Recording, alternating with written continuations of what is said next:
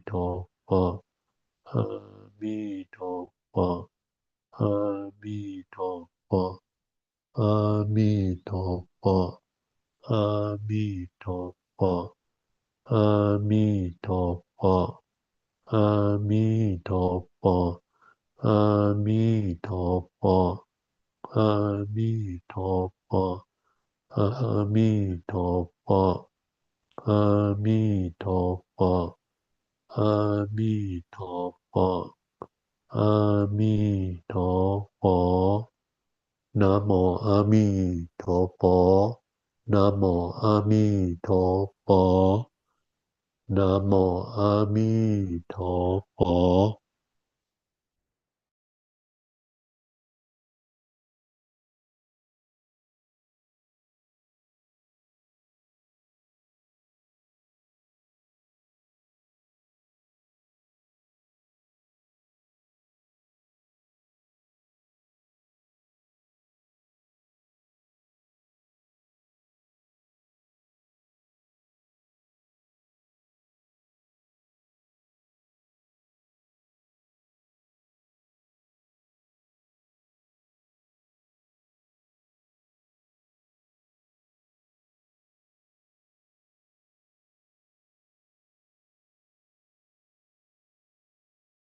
of India, translated into English by Inagaki Hisayo in collaboration with Harold Stewart, published by Bukkyo Dendo Kyokai and Numata Center for Buddhist Translation and Research.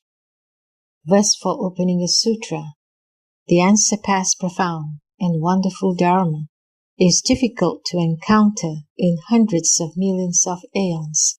I now see and hear it, receive and uphold it, and I vow to fathom the Tathagata's true meaning. Part 2. The Buddha said to Ananda, sentient beings who are born in that Buddha land all reside among those assured of nirvana. The reason is that in that land there are neither beings who are destined to adverse conditions, nor those whose destinies are uncertain. All Buddha Tathagatas in the 10 directions, as numerous as the sands of the Ganges River, together praise the inconceivable supernal virtue of Amitayus.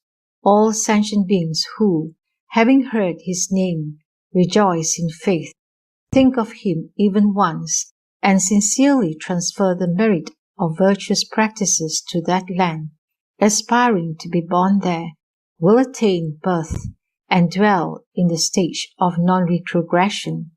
But excluded are those who have committed the 5 grave offenses and abused the right dharma. The Buddha said to Ananda, Devas and humans in the worlds of the 10 directions who sincerely aspire to be born in that land can be classified into 3 grades. The higher grade of aspirants are those who leave their homes and abandon worldly desires to become monks. Having awakened aspiration for enlightenment, they single-mindedly think of Amitayus and perform meritorious practices, aspiring to be born in his land. When they are about to die, Amitayus, together with a host of sages, will appear before them. Then they will follow him and attain birth in his land. At once they will be born by transformation, spontaneously from within 7 jeweled lotus flowers. They will dwell in the stage of non-retrogression, attain steadfast wisdom, and be capable of freely exercising supernatural powers. For this reason, Ananda, sentient beings who wish to see Amitayus while in this world should awaken aspiration for highest enlightenment, perform meritorious deeds, and aspire to be born in his land.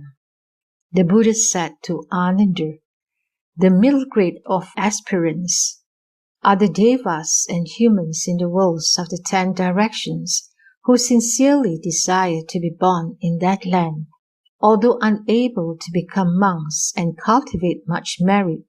They awaken aspiration for the highest enlightenment, single-mindedly think of Amitayus, perform some good deeds, observe the precepts of abstinence, build stupas, donate Buddhist statues, give alms to mendicants, hang banners, light candles, scatter flowers, burn incense, and so forth.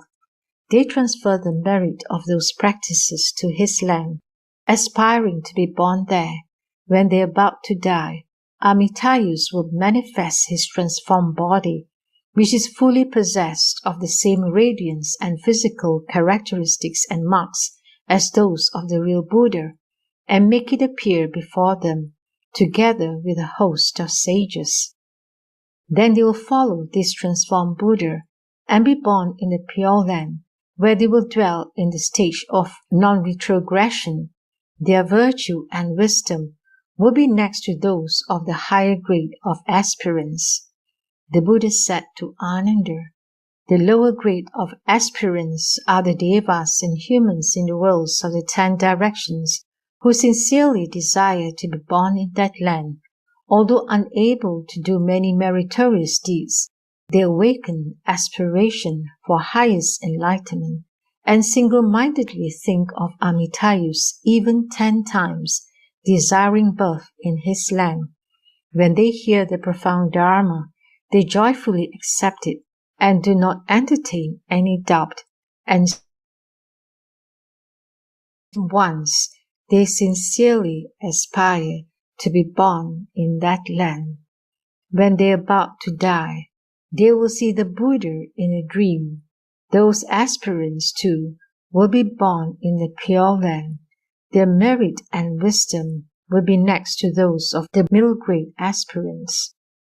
The Buddha said to Ananda, the majestic virtue of Amitayus is boundless. All the innumerable, countless, and inconceivable Buddha Tathagatas in the worlds of the 10 directions praise him. Innumerable and countless bodhisattvas in the Buddha lands of the eastern direction, as numerous as the sands of the Ganges River, all without exception, visit Amitayus in order to worship and make offerings to him and to the assembly of bodhisattvas and shravakas. Having heard the teaching, they expound it to lead people into the path of the Buddha. As in the eastern direction, so it is in the southern, western, and northern, as well as the 4 intermediate directions, and above and below. Then the World-Honored One spoke the following verses. In the eastern direction, there are Buddha lands as numerous as the sands of the Ganges River. Bodhisattvas dwelling in those lands go to pay homage to Amitayus, the Enlightened One. So it is in the southern, western, and northern directions, the intermediate directions above and below. Bodhisattvas dwelling in those lands go to pay homage to Amitayus, the Enlightened One. All those bodhisattvas, taking with them exquisite heavenly flowers, precious incense, and priceless robes, make offerings to Amitayus, the Enlightened One, playing heavenly music in concert, producing harmonious and delicate sounds. They praise the Most Honored One with hymns, saying, "You have perfected supernatural powers and wisdom, with which you freely enter the gates of the profound Dharma. You also possess stores of merit and virtue, and unparalleled supreme knowledge. Illuminating the world with the sun of wisdom, you disperse the clouds of birth and death." Having reverently walked round him 3 times, the bodhisattvas pay homage to the unsurpassed One. Having seen the glorious Pure Land, wonderfully resplendent, they are led to awaken supernal aspiration and wish their lands to be like his. Then Amitayus, the Enlightened One, changes his countenance and smiles. From his mouth come forth innumerable rays of light, which illuminate the worlds of the 10 directions. These rays of light return and circle his body 3 times and enter the crown of his head. All devas and humans are delighted to see this and are filled with great joy. Avalokiteshvara, the Exalted One, having respectfully arranged his clothes and bowed his head, asked the Buddha, "Why are you smiling?" Reverently I inquire, "Please tell me why."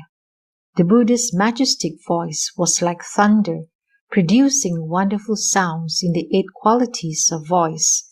Because I'm about to give predictions to the bodhisattvas, I shall not explain to you.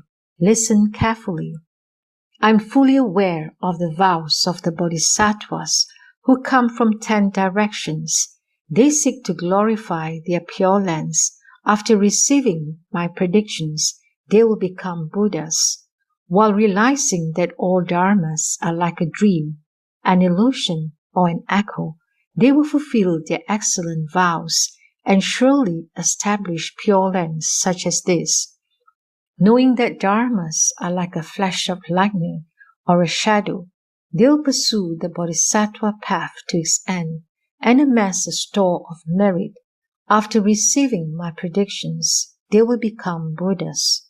While thoroughly knowing that the nature of all dharmas is empty and without substance, they will single-mindedly seek to produce their pure lands and will surely establish lands such as these. The Buddhas tell the bodhisattvas to go and pay homage to the Buddha of the land of peace and provision, listen to his teaching, joyfully accept and practice it, and then quickly reach the realm of purity. When you go to his glorious pure land, you will instantly acquire supernatural powers. Having without fail received predictions from Amitayus, you will attain perfect enlightenment. By the power of that Buddha's original vows, all who hear his name and desire birth will without exception be born in his land and effortlessly enter the stage of non-retrogression. Bodhisattvas, if you make vows that your lands will be like this, while aspiring to save all beings everywhere, your name will be renowned throughout the 10 directions. In order to serve millions of Tathagatas, you can assume various forms and fly to those lands. After worshipping them with joyful hearts, you will return to the land of peace and provision.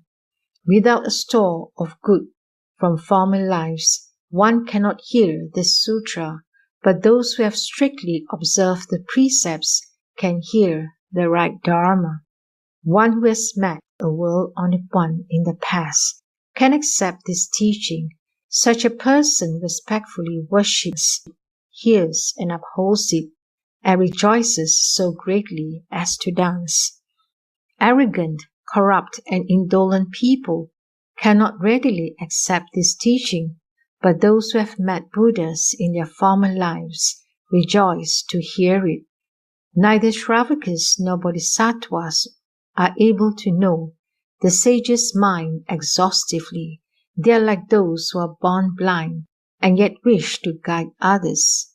The ocean of the Tathagata's wisdom is deep, vast, and boundless. Even sages of the Hinayana cannot fathom it.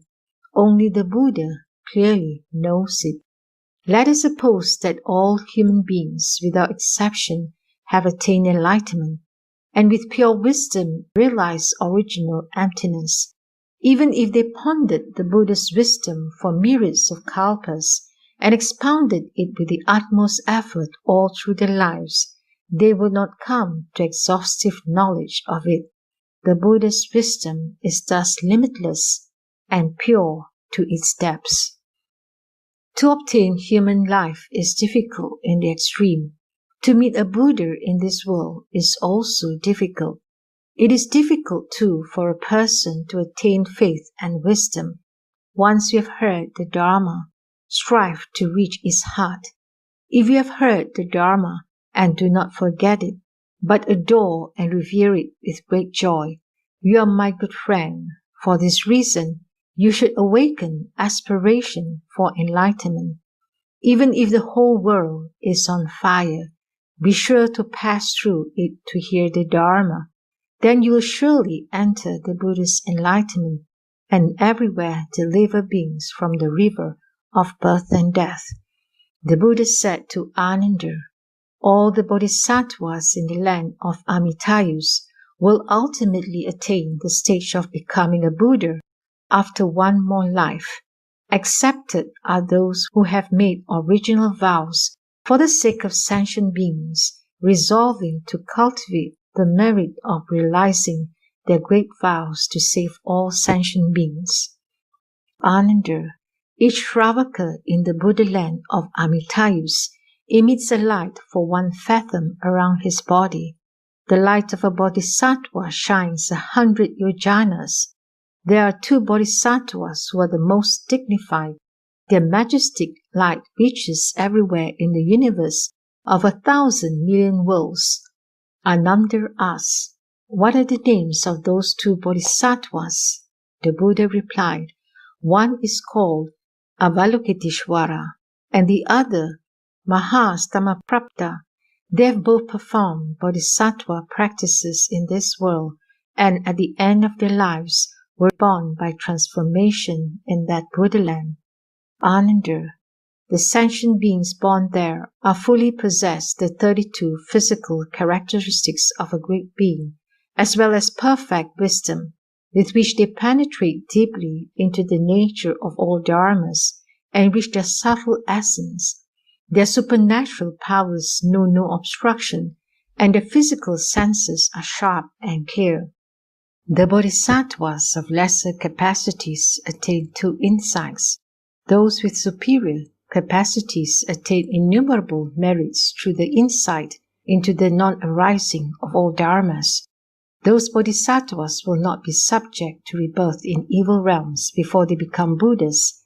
Excepted are those who seek birth in the worlds of other directions during the turbulent period of the 5 defilements, manifesting the forms in the likeness of beings there. As in this world, they can freely exercise supernatural powers and always remember their former lives. The Buddha said to Ananda, by the Buddha's power, bodhisattvas of that land go to innumerable worlds of the 10 directions in as short as a time as it takes to eat a meal, in order to pay homage and make offerings to the Buddhas and world on at once. If those bodhisattvas so wish, countless and innumerable offerings such as flowers, incense, music, silken canopies and banners spontaneously appear before them as soon as they are imagined. They are rare and marvelous.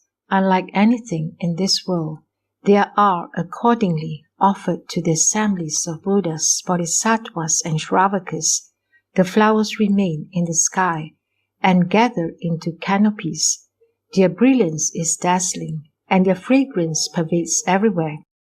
The flower canopies range in size from those of 400 li in circumference up to those large enough to cover the universe.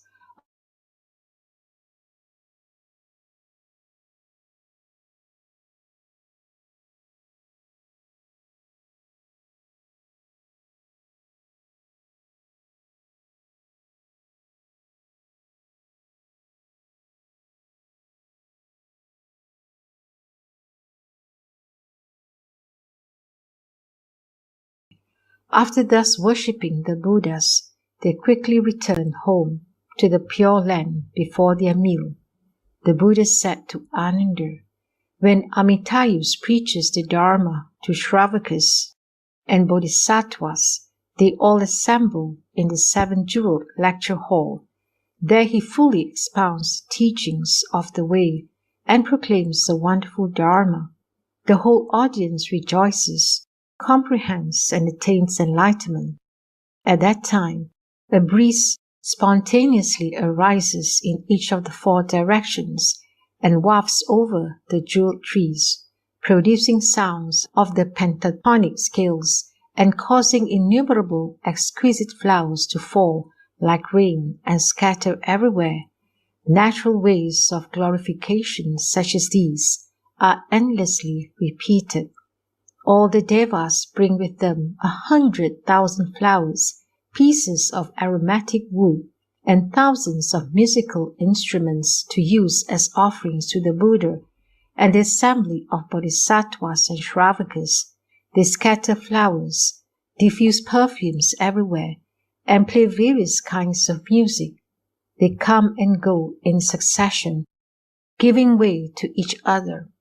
At such times, their joy and happiness are beyond description.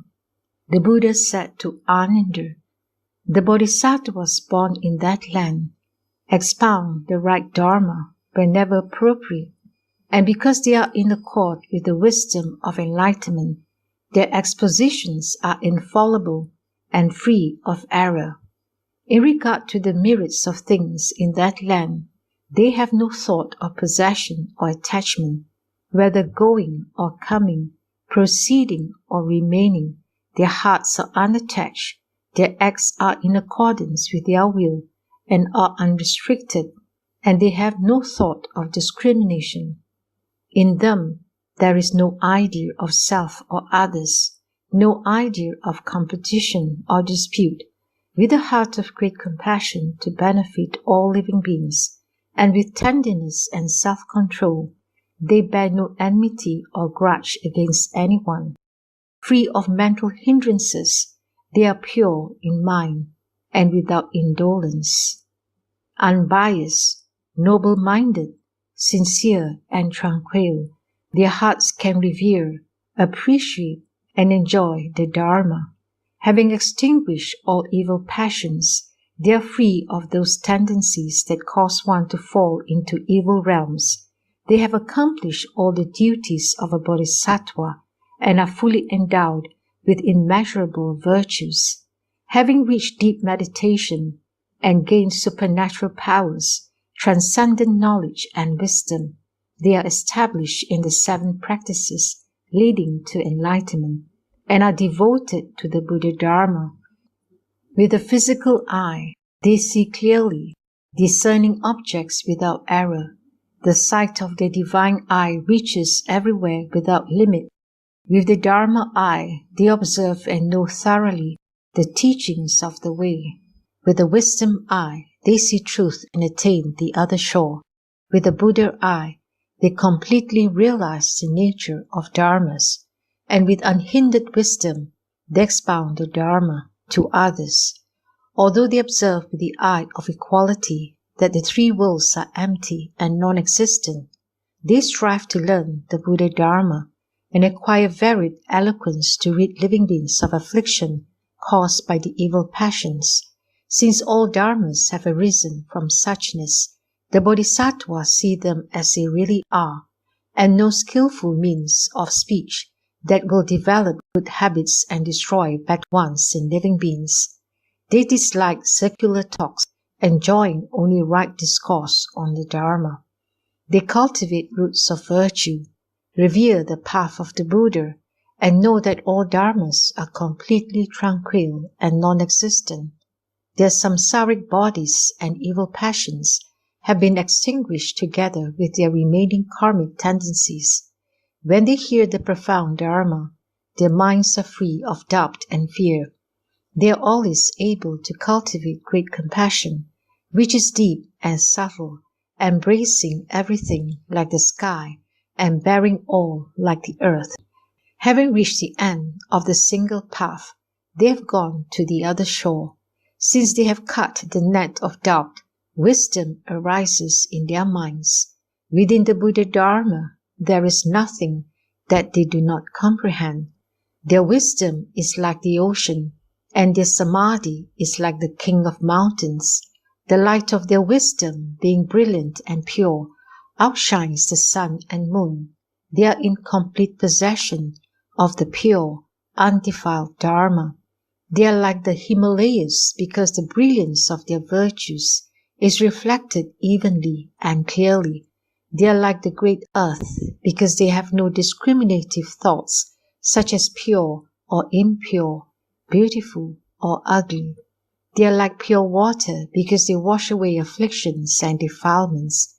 They are like the king of fire because they burn the firewood of all evil passions. They are like a great wind because they travel throughout the worlds without hindrance. They're like the sky because they have no attachments. They're like lotuses because nothing in the world can defile them. They are like a great vehicle because they carry the multitude of beings out of birth and death. They are like a heavy cloud because they cause the great thunder of the Dharma to roar and awaken the unenlightened. They are like a great rain because they cause the nectar of the Dharma to fall like rain showers to nourish living beings. They are like the encircling adamantine mountains because demons and non-Buddhists cannot move them. They are like the king of the Brahma heaven because they are foremost in the performance of various good deeds. They are like the Nigroda tree because they afford shelter to all beings. They are like the Udambara flower because they rarely appear in the world and are difficult to encounter. They are like the gold-winged Garuda because they subdue non-Buddhists. They are like a flock of playful birds because they do not store things. They are like the king of bulls because they are invincible. They are like the king of elephants because they conquer adversaries. They are like the king of lions because they fear nothing. They are like the vast sky because their great compassion reaches everywhere without discrimination. They have destroyed envy by not being envious of the superiority of others. With single-heartedness, they seek the Dharma tirelessly, always desiring to expound the doctrine. They never grow weary, striking Dharma drums and hoisting Dharma banners. They cause the sun of wisdom to shine forth and dissipate the darkness of ignorance. They perform the 6 acts of accord and respect, and always provide others with the gift of the Dharma. Strong-willed and diligent, their determination never falters. Thus they become lamps for the world and fields of supreme merit. They always become teachers and harbor no thought of discrimination, aversion, or attachment. They seek only the right path, finding neither joy nor sorrow in other matters. They extract thorns of passion and give peace of mind to multitudes of beings. Because of their merit and wisdom, there is no one who does not revere them. They have destroyed the hindrance of the 3 defilements and mastered the supernatural powers. They also possess the power of good karma from their former lives, the power of guiding others, of the will, of vows, of employing skillful means, of continuous practice, of doing good, of meditation, of wisdom, and of hearing the Dharma widely. They also possess the power of the 6 paramitas, giving, dana, morality, sila, patience, khanti, effort, virya, meditation, dhyana, and wisdom, prajna, and the power of right mindfulness, concentration, contemplation, the supernatural faculties and transcendent knowledge, the power to tame and train living beings in the right way, as well as other powers. Fully possessed of all the physical characteristics and marks, virtues and eloquence, they have no equals. They revere and worship innumerable Buddhas and are, in turn, always praised by them. They have completed the Bodhisattva's course of paramitas and practiced the samadhis of emptiness, non-form, and non-desire, the samadhi of non-arising, non-perishing, and many other samadhis. They have gone far beyond the stages of Shravakas and Pajika Buddhas. Ananda, Bodhisattvas of that land have innumerable virtues such as these, of which I have given you only an outline. If I were to expound them in full detail, 1,000 million kalpas would not be long enough to do so.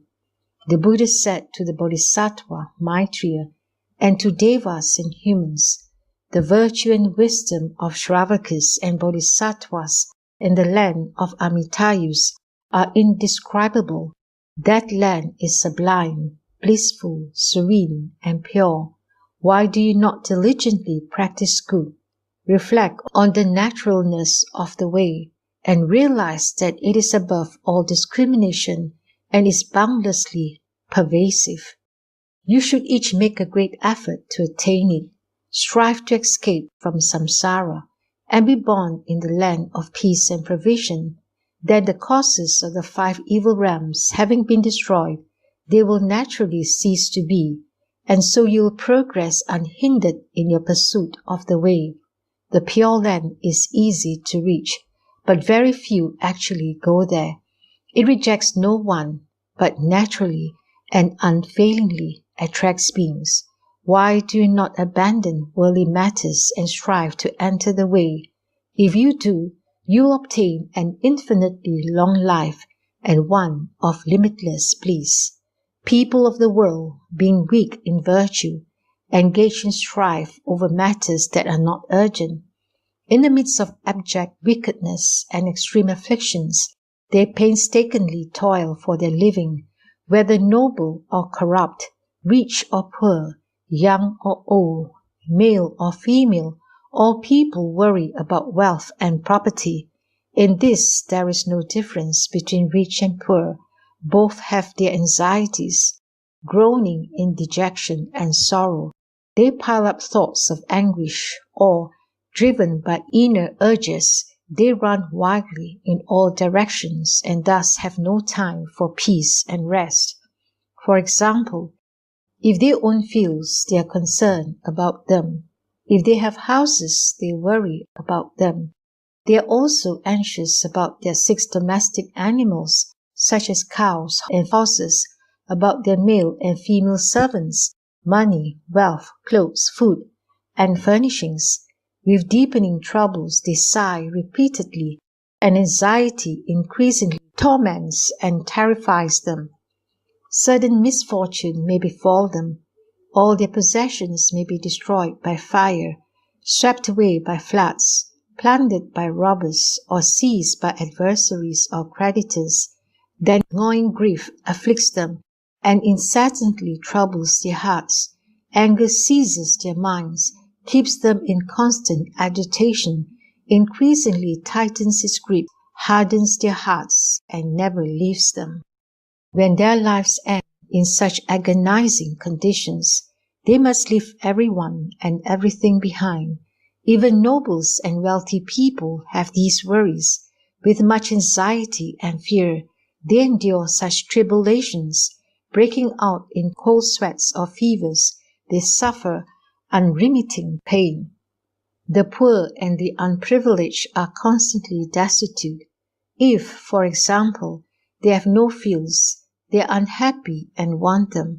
If they have no houses, they are unhappy and want them. If they have none of the 6 domestic animals such as cows and horses, or if they have no male or female servants, or lack money, wealth, clothes, food, or furnishings, they are unhappy and want those as well. If they possess some of these things, others may be lacking. If they have this, they do not have that, and so they wish to possess all. But even if by some chance they come to possess everything, it will soon be destroyed or lost. Then dejected and sorrowful, they may strive to obtain such things again, but it may be impossible. Brooding over this is to no avail. Exhausted in mind and body, they become restless in all their activities, and anxieties follow on their heels. Such are the troubles they must endure. Breaking out in cold sweats or fevers, they suffer unremitting pain. Such conditions may result in the sudden end of their lives or an early death, since they have not done any good in particular, nor followed the way, nor acted virtuously. When they die, they will depart alone to an inferior world. Although they are destined to different states of existence, none of them understands the law of karma that sends them there. People of the world, parents and children, brothers and sisters, husbands and wives, and other family members and kinsmen, should respect and love each other, refraining from hatred and envy. They should share things with others, not be greedy and miserly, always speak friendly words with a pleasing smile, and not hurt each other. If one disagrees with others and grows angry, However small one's grudge and enmity may be in this life, these will increase in the life to come until they grow into a mass of hostility. For if people are engaged in tormenting and harming each other in this life, such conflict may not immediately end in mutual destruction, but persistent bitterness and raging fury are impressed upon their mind, and thus naturally leave indelectable marks on consciousness, so that those involved will be reborn at about the same time to take revenge on each other. Further, in the midst of worldly desires and attachments, one comes and goes alone, is born alone, and dies alone. After death, one goes to a painful or pleasant state of existence. Each receives his karmic consequences, and no one else can take his place. In accordance with different acts of good and evil, people are destined to realms of bliss or suffering. Unalterably bound by their karma, they depart for those realms all alone. Having reached the other world, they cannot see each other. The law of good and evil naturally pursues them, and wherever they may be reborn, distance and darkness always separate them.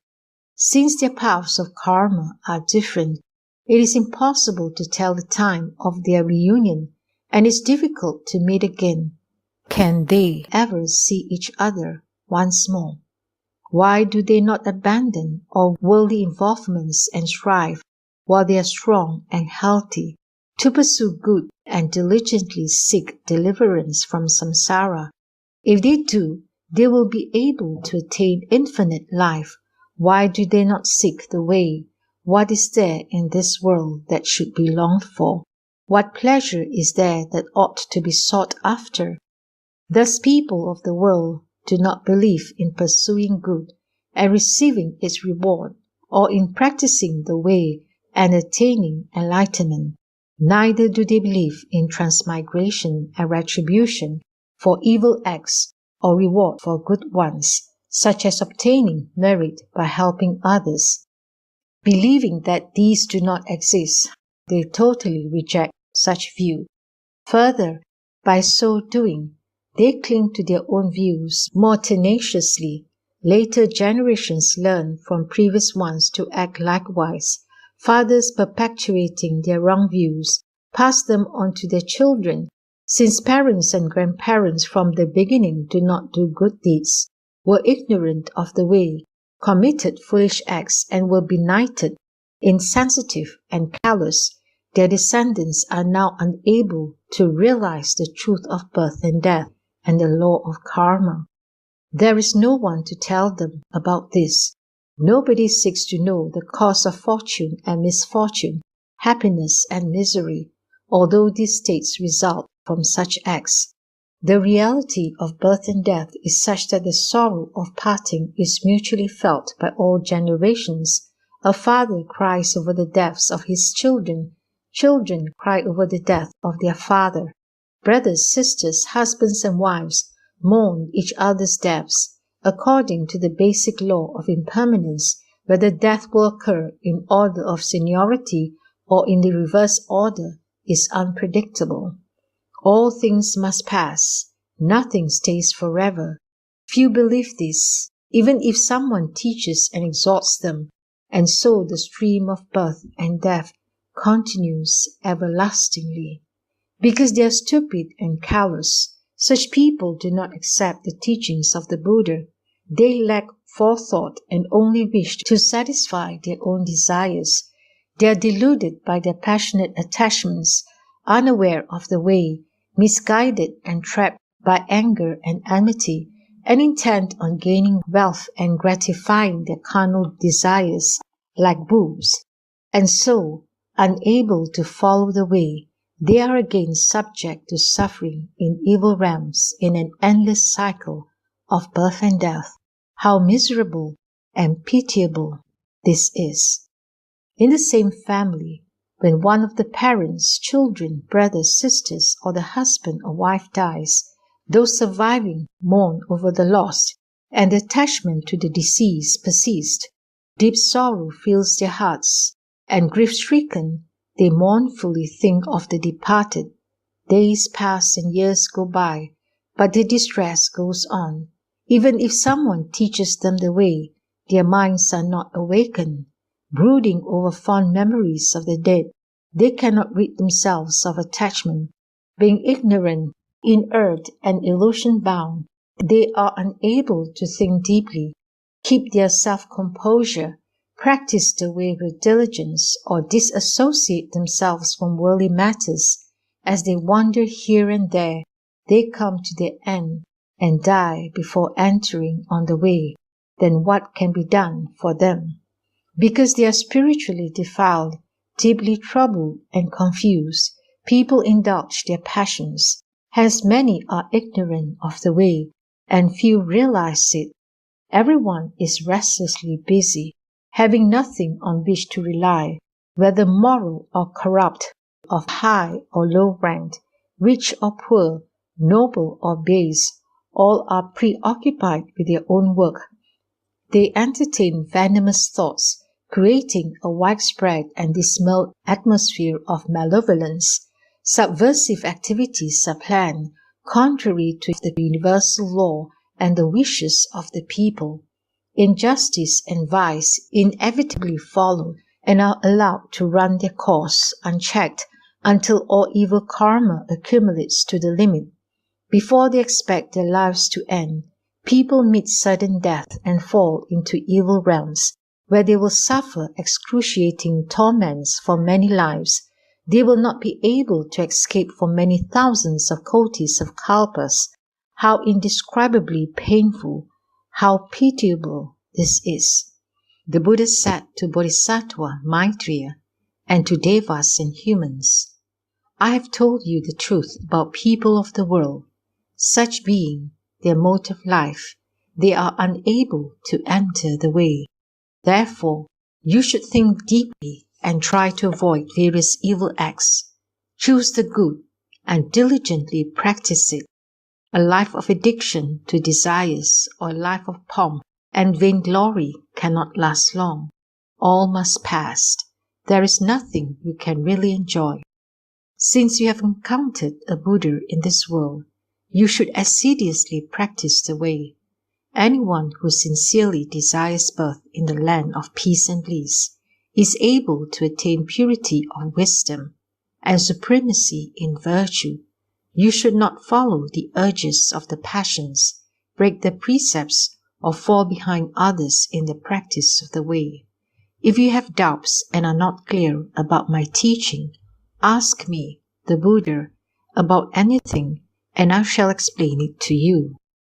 Bodhisattva Maitreya prostrated himself on the ground and said, Your majestic glory, O Buddha, is awe-inspiring, and your exposition is most pleasing to me.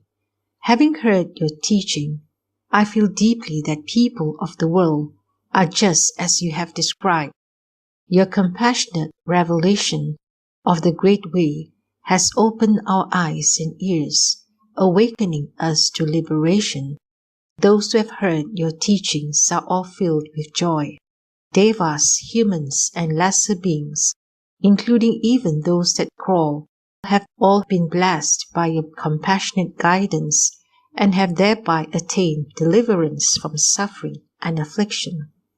The Buddha's admonition is indeed profound and appropriate, and his wisdom clearly surveys things in the 8 directions, above and below, penetrating all in the past, present, and future.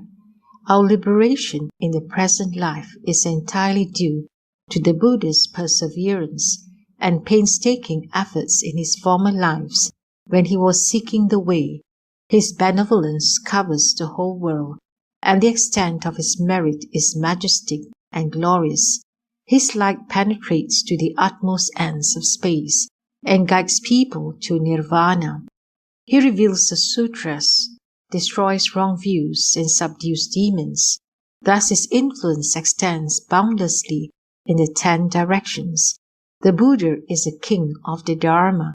His virtue surpasses that of all the sages. He is the teacher of all devas and humans, and enables them to enter the way according to their wishes. Having been able to meet you, O Buddha, and also to hear the name of Amitayus, we have all attained joy and illumination. The Buddha said to Maitreya, "What you say is true. Those who adore and revere a Buddha attain great merit. Buddhas very rarely appear in the world. Having become a Buddha in this life, I've taught the Dharma, expounded teachings of the way, cleared people's doubts, eradicated the causes of lust and desire, and blocked the source of all evils. Visiting various places in the three worlds, I encounter no obstructions. The wisdom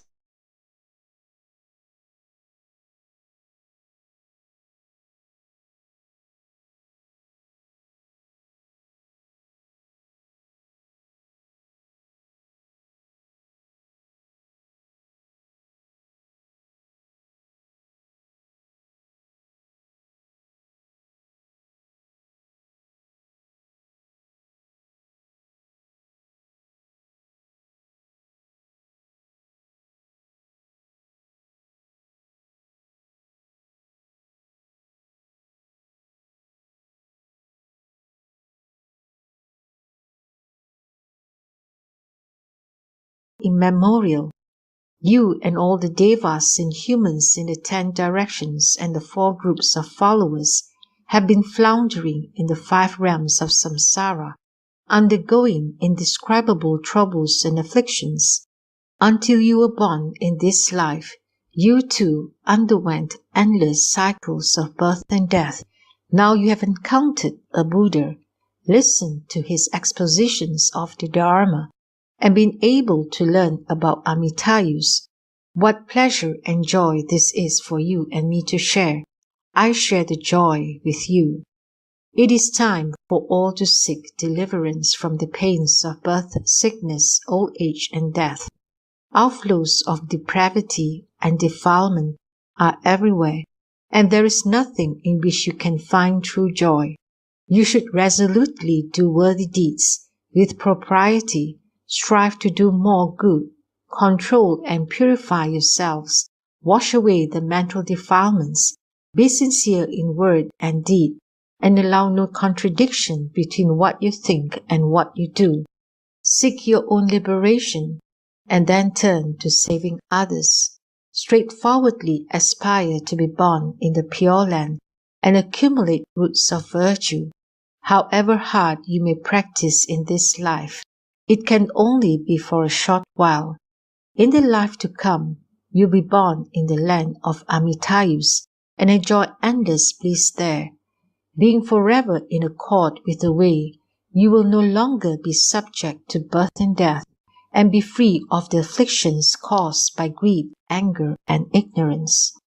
If you wish your life to be as long as a kalpa, 100 kalpas, or 10 million kotis of kalpas, it will be just as you please. You will dwell in effortless spontaneity and attain nirvana. You should each diligently seek to realize your aspiration. Do not entertain any doubt or give up your endeavors, lest, as a result of that fault, you should be born into the 7-jeweled palace in the border region of the Pure Land and be subject to various disadvantages for 500 years.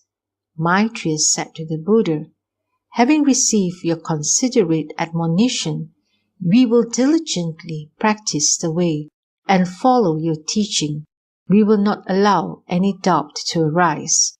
The Buddha said to Maitreya, "If here in this world you are upright in thought and will, and abstain from doing evil, then you will attain the utmost virtue, unsurpassed in all the lands throughout the 10 directions. Why is this so? Devas and humans in the Buddha lands naturally do good and rarely commit evil, and so it is easy to teach and train them. Having become a Buddha in this world, I now dwell in the midst of the 5 evils, the 5 sufferings, and the 5 burnings. This is extremely painful for me.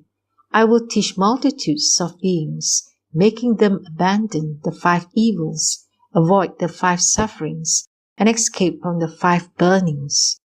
I will train their minds and lead them to practice the 5 good deeds, so that they may acquire merit and virtue, and attain liberation, long life, and nirvana.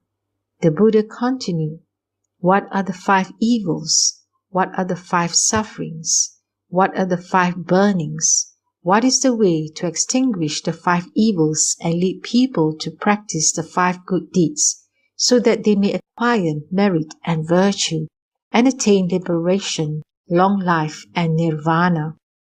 The Buddha said, the first evil is this: devas, humans, and lesser beings, including even those that crawl, are bent on doing evil. There is no being that is not. The strong subdue the weak. All inflict serious injuries upon, and kill each other. All devour their prey, not knowing how to do good. They commit evil and commit outrageous and unruly deeds. Later, they receive retribution. It is natural that they should be destined to evil realms. Demigods keep records of offenders' acts and make sure that they are punished. That is why some are poor and destitute, corrupt, beggarly, lonely, deaf, dumb, blind, stupid, wicked, physically handicapped, deranged, or subnormal. But others are honorable, noble, wealthy, intelligent, or clever. This is the result of good and meritorious acts of benevolence and the performance of their duties to their parents in former lives. In this world, prisons are set up by the law, and those who are unafraid of them and commit offenses are sent there for punishment. However, desperately they may wish to escape. It is impossible to do so. Such is retribution in this world. But in lives to come, punishment is longer and more severe for such evildoers. The suffering of transmigration through dark and dismal realms is comparable to the severest and most painful punishment ever enforced by law. Thus, through the natural working of karma, they undergo immeasurable sufferings in the 3 evil realms. In successive transmigrations, they are reborn into different states and forms. Their lifespans are sometimes long and sometimes short. Their transient selves, vital energy, and consciousness transmigrate through the natural working of karma.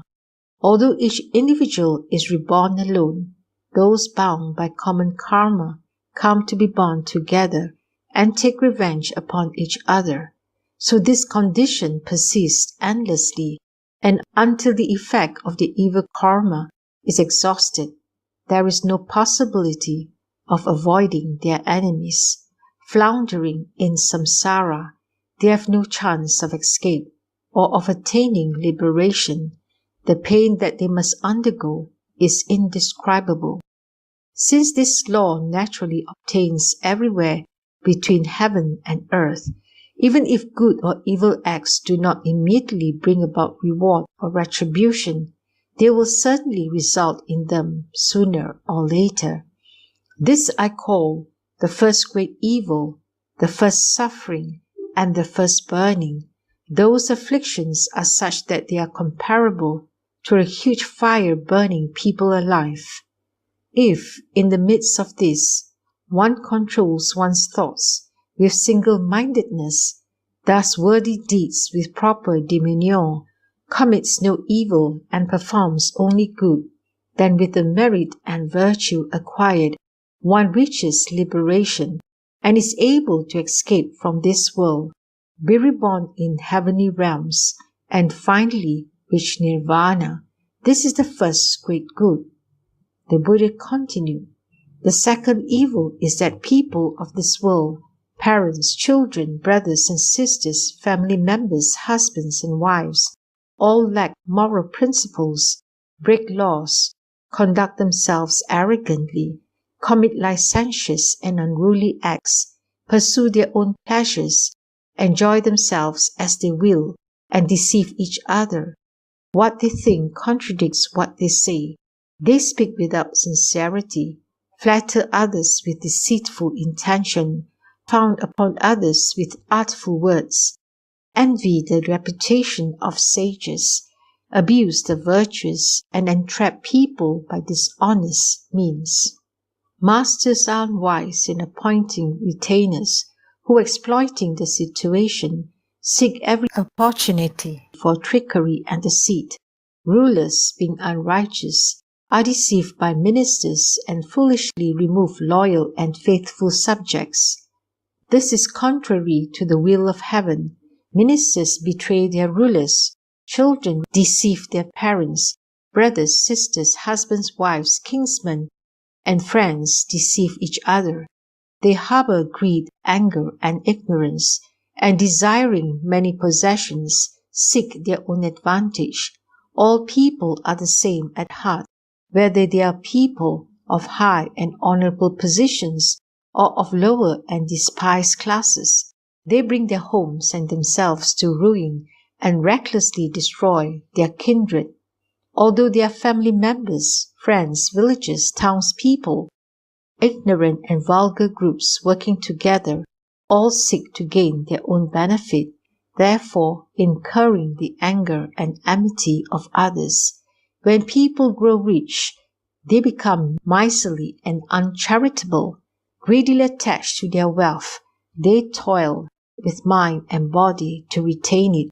When their end comes, they find nothing on which to rely. Ultimately, they are born and depart alone, with nobody to accompany them. Bliss or misery resulting from good or evil acts follow them in their future lives. Thus their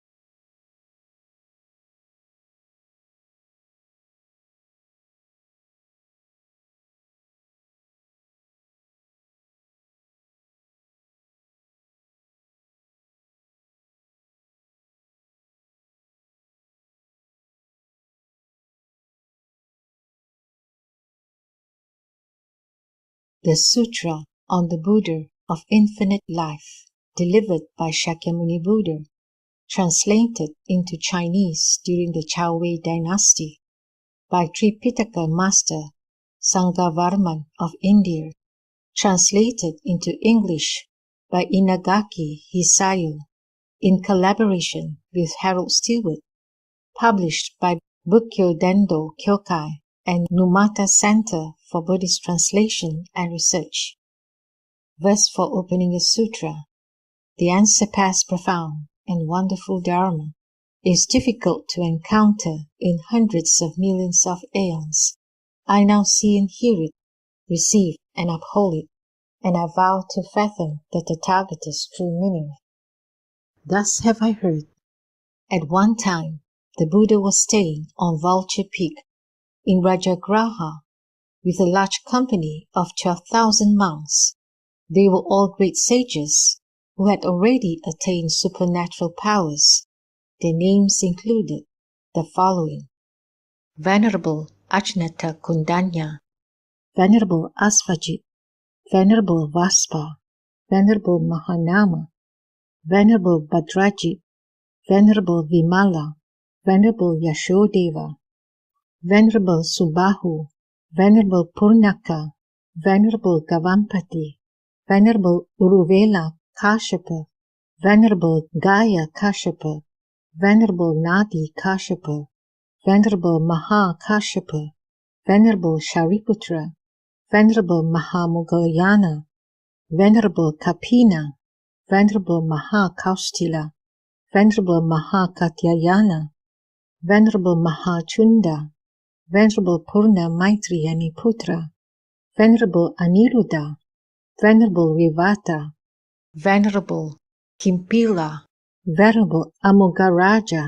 Venerable Parayanika, Venerable Vakula, Venerable Nanda, Venerable Swagata, Venerable Rahula, and Venerable Ananda. All of these were elders.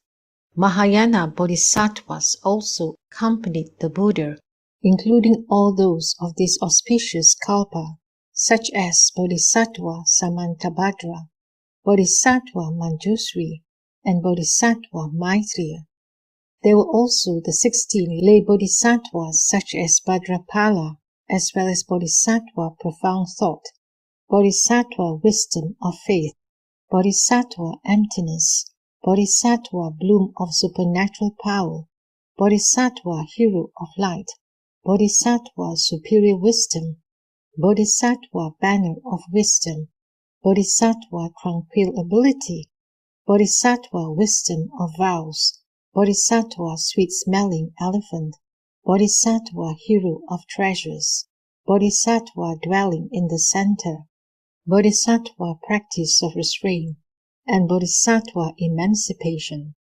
Each of these bodhisattvas, following the virtues of Mahasattva Samantabhadra, is endowed with immeasurable practices and vows of the bodhisattva path, and firmly dwells in all meritorious deeds. He freely travels in all the 10 directions and employs skillful means of liberation.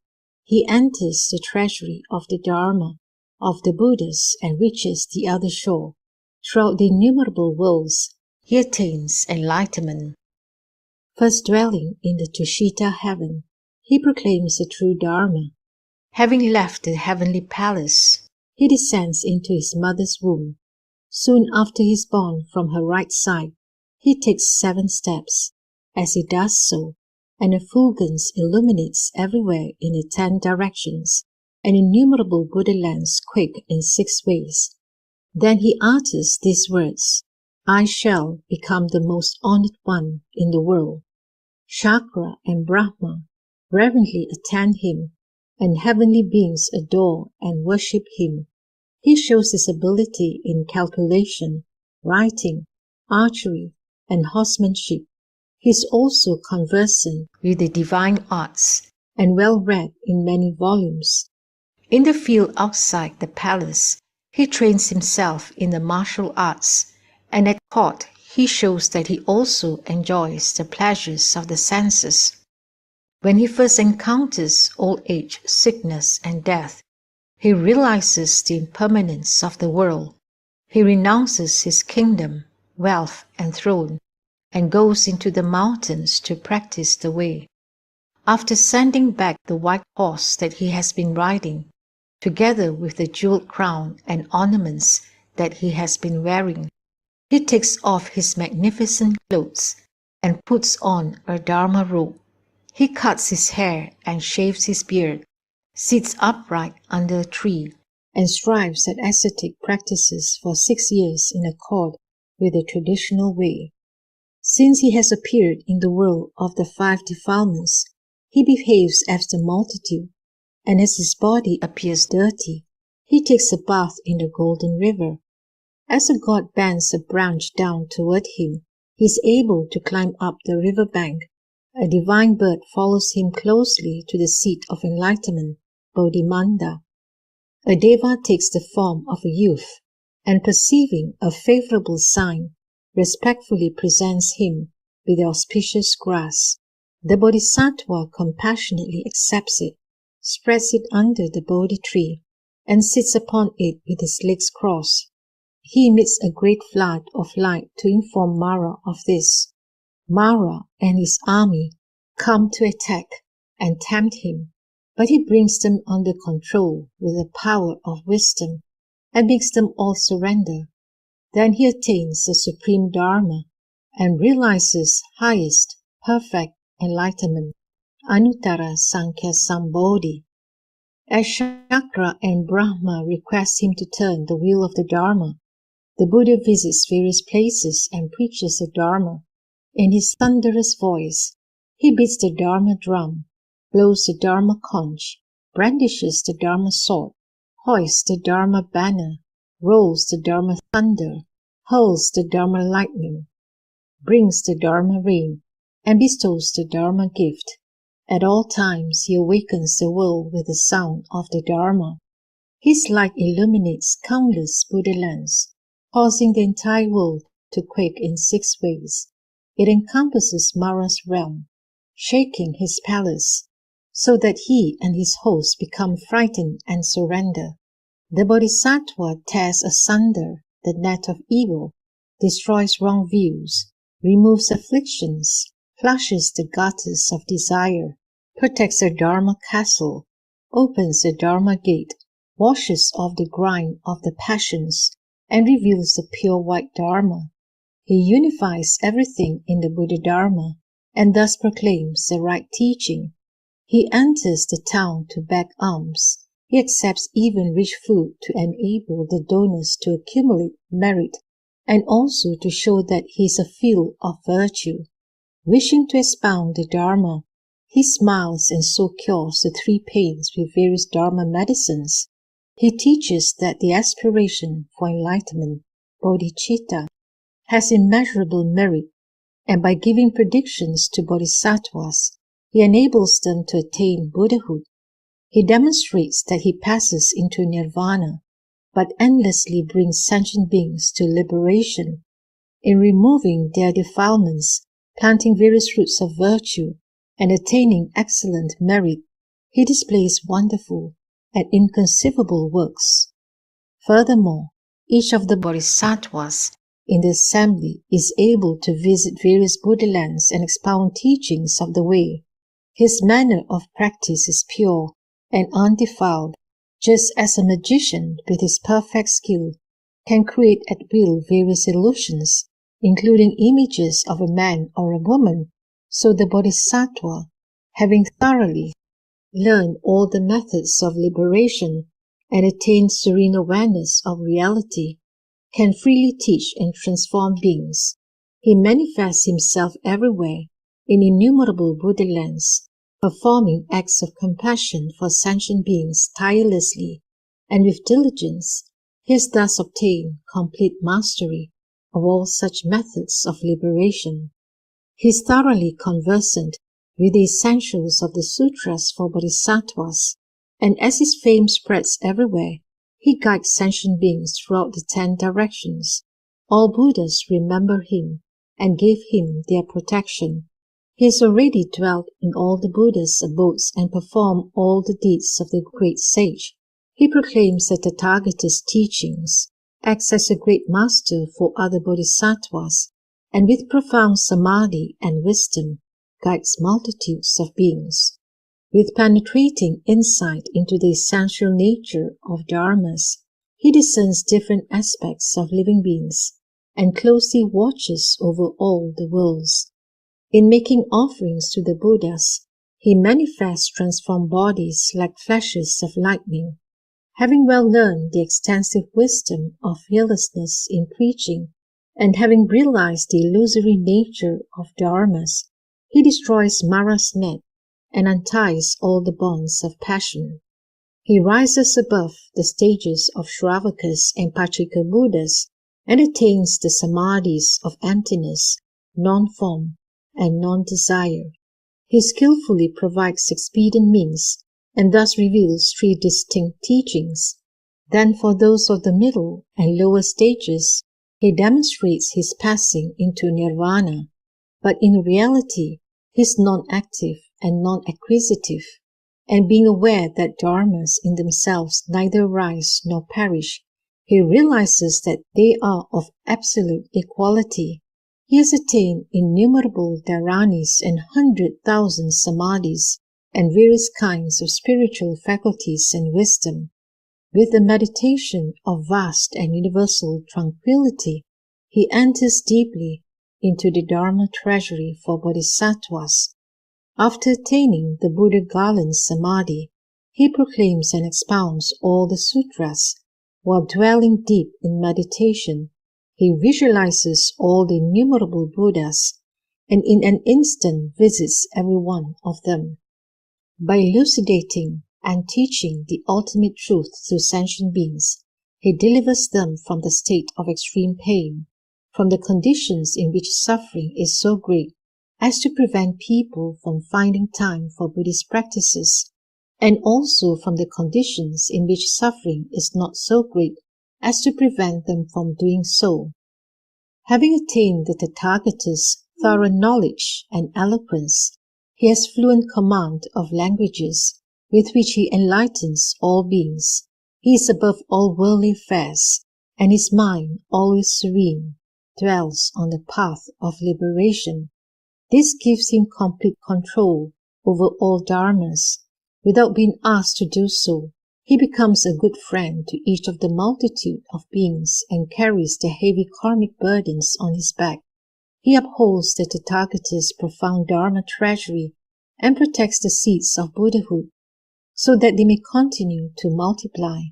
Having awakened great compassion for sentient beings, he kindly expounds the teaching and endows them with the Dharma eye.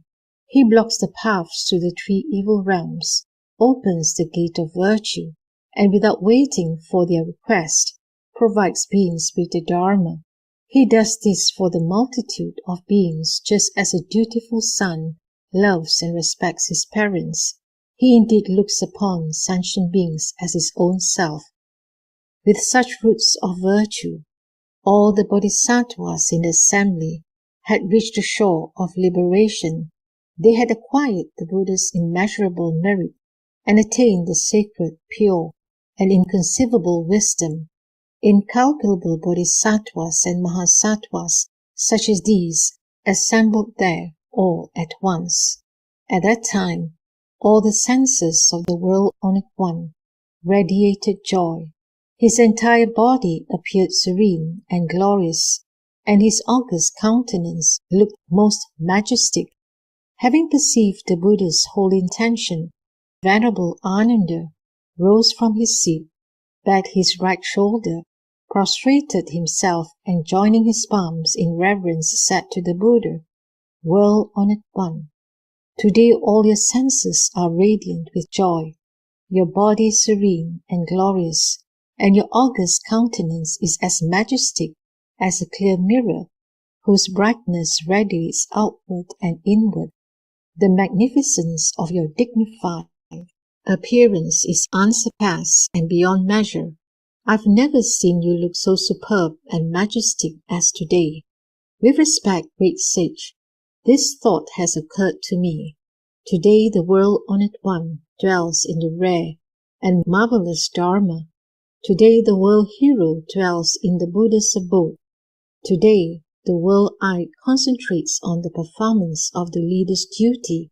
Today the world-valiant one dwells in the supreme Bodhi. Today the one most honored in heaven realizes the Tathagata's virtue. The Buddhas of the past, present, and future contemplate each other.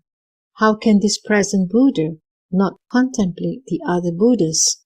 For what reason does his countenance look so majestic and brilliant? Then the world-honored one said to Ananda, "Tell me, Ananda, Whether some god urged you to put this question to the Buddha, or whether you asked about his glorious countenance from your own wise observation, Ananda replied to the Buddha, "No god came to prompt me. I asked you about this matter of my own accord." The Buddha said, "Well said, Ananda. I am very pleased with your question.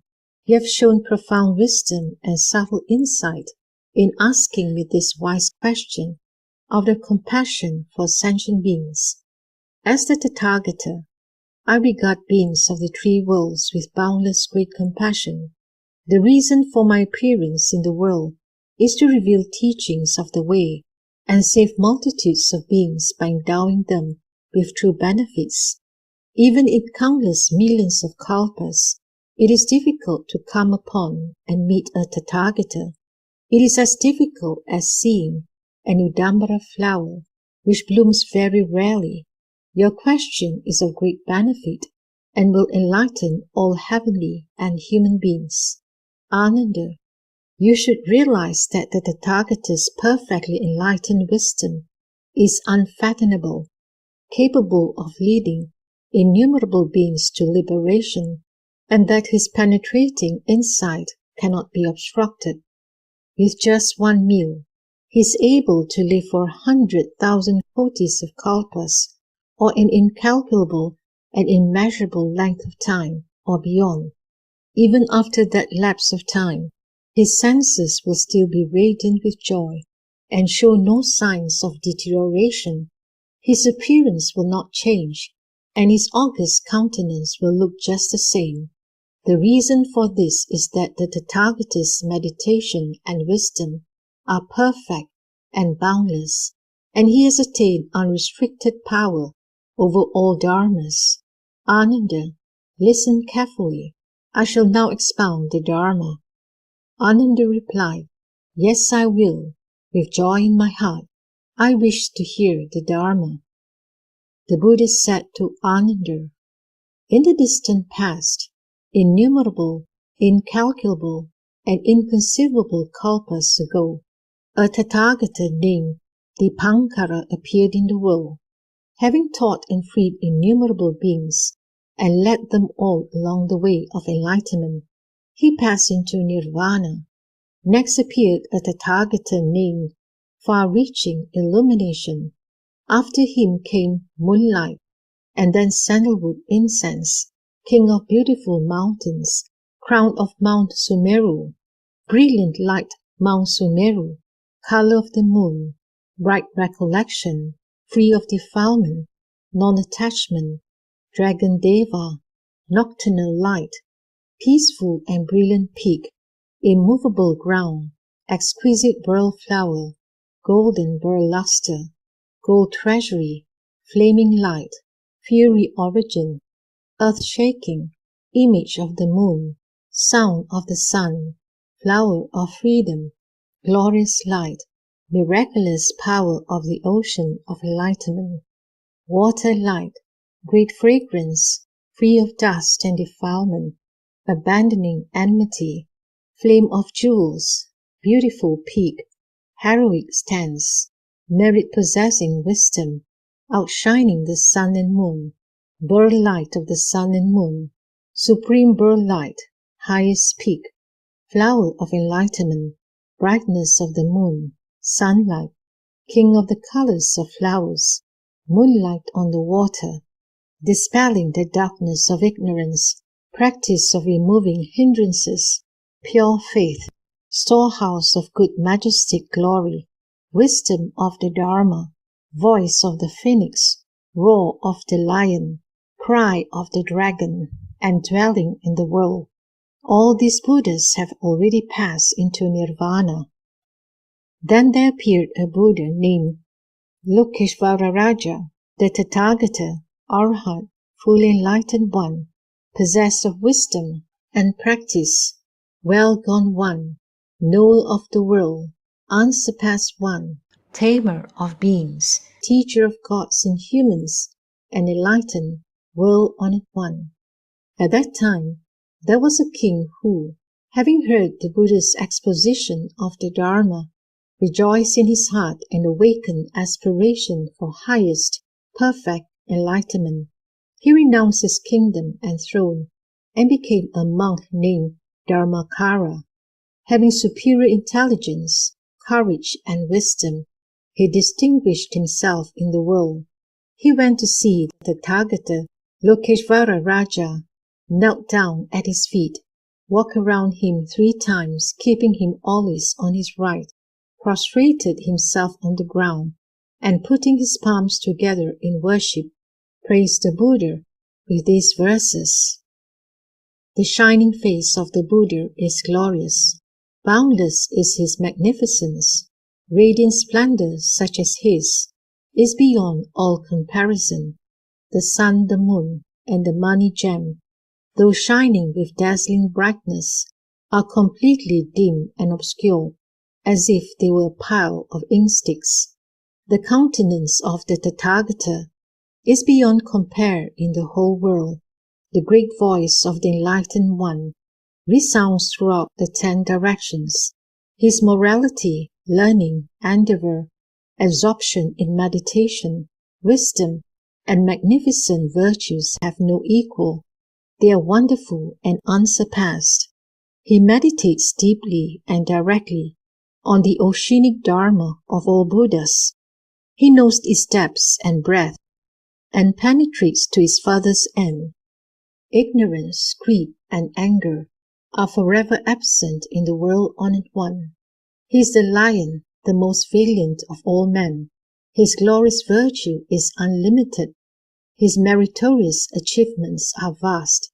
His wisdom is deep and sublime. His light, with awe-inspiring glory, shakes the universe of 1,000 million worlds. I resolve to become a Buddha, equal in attainment to you, O Holy King of the Dharma, to save living beings from birth and death, and to lead them all to liberation. My discipline in giving, dana, mind control, moral virtues, sila, patience, khanti, and effort, virya, and also in meditation, dhyana, and wisdom, prajna, will be supreme and unsurpassed. I vow that when I have become a Buddha, I shall carry out this promise everywhere, and to all fear-ridden beings shall I give great peace. Even though there are Buddhas 1,000 million kotis in number, and multitudes of great sages, countless as the sands of the Ganges River, I shall make offerings to all those Buddhas. I shall seek the supreme way, resolutely and tirelessly. Even though the Buddha lands are as incalculable as the sands of the Ganges River, and other regions and worlds are also without number, my light shall reach everywhere, pervading all those lands. Such being the result of my efforts, my glorious power will be immeasurable. When I have become a Buddha, my land shall be most exquisite, and its people wonderful and unexcelled. The seat of enlightenment will be supreme. My land, being like nirvana itself, will be beyond comparison.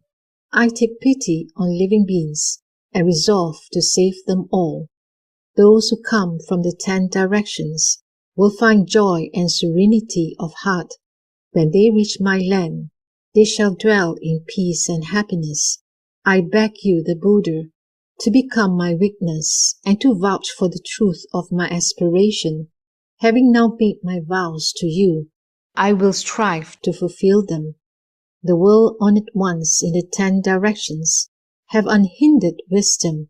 I call upon those revered ones to bear witness to my intention, even though I must remain in a state of extreme pain. I will diligently practice, enduring all hardships with tireless vigor. The Buddha said to Ananda. Having spoken these verses, Bhikshu Dharmakara said to the Buddha, Lokeshvara Raja, respectfully, world-honored one, I announce that I have awakened aspiration for highest, perfect enlightenment. I beseech you to explain the Dharma to me fully, so that I can perform practices for the establishment of a pure Buddha land adorned with innumerable excellent qualities. So please teach me how to attain enlightenment quickly and to remove the roots of the afflictions of birth and death of all. The Buddha said to Ananda. At that time, the Buddha, Lokeshvara Raja, replied to Bhikshu Dharmakara, "You yourself should know by what practice you can establish a glorious Buddha land." The Bhikshu said to the Buddha, "That is far too vast and deep for my comprehension. I sincerely beseech you, World-Honored One, to explain in detail the practices by which Buddha Tathagatas established their Pure Lands. After I hear that, I wish to practice as instructed and so fulfill my aspirations." At that time, the Buddha, Lokeshvara Raja, recognized Bhikshu Dharmakara's noble and high aspirations and taught him as follows.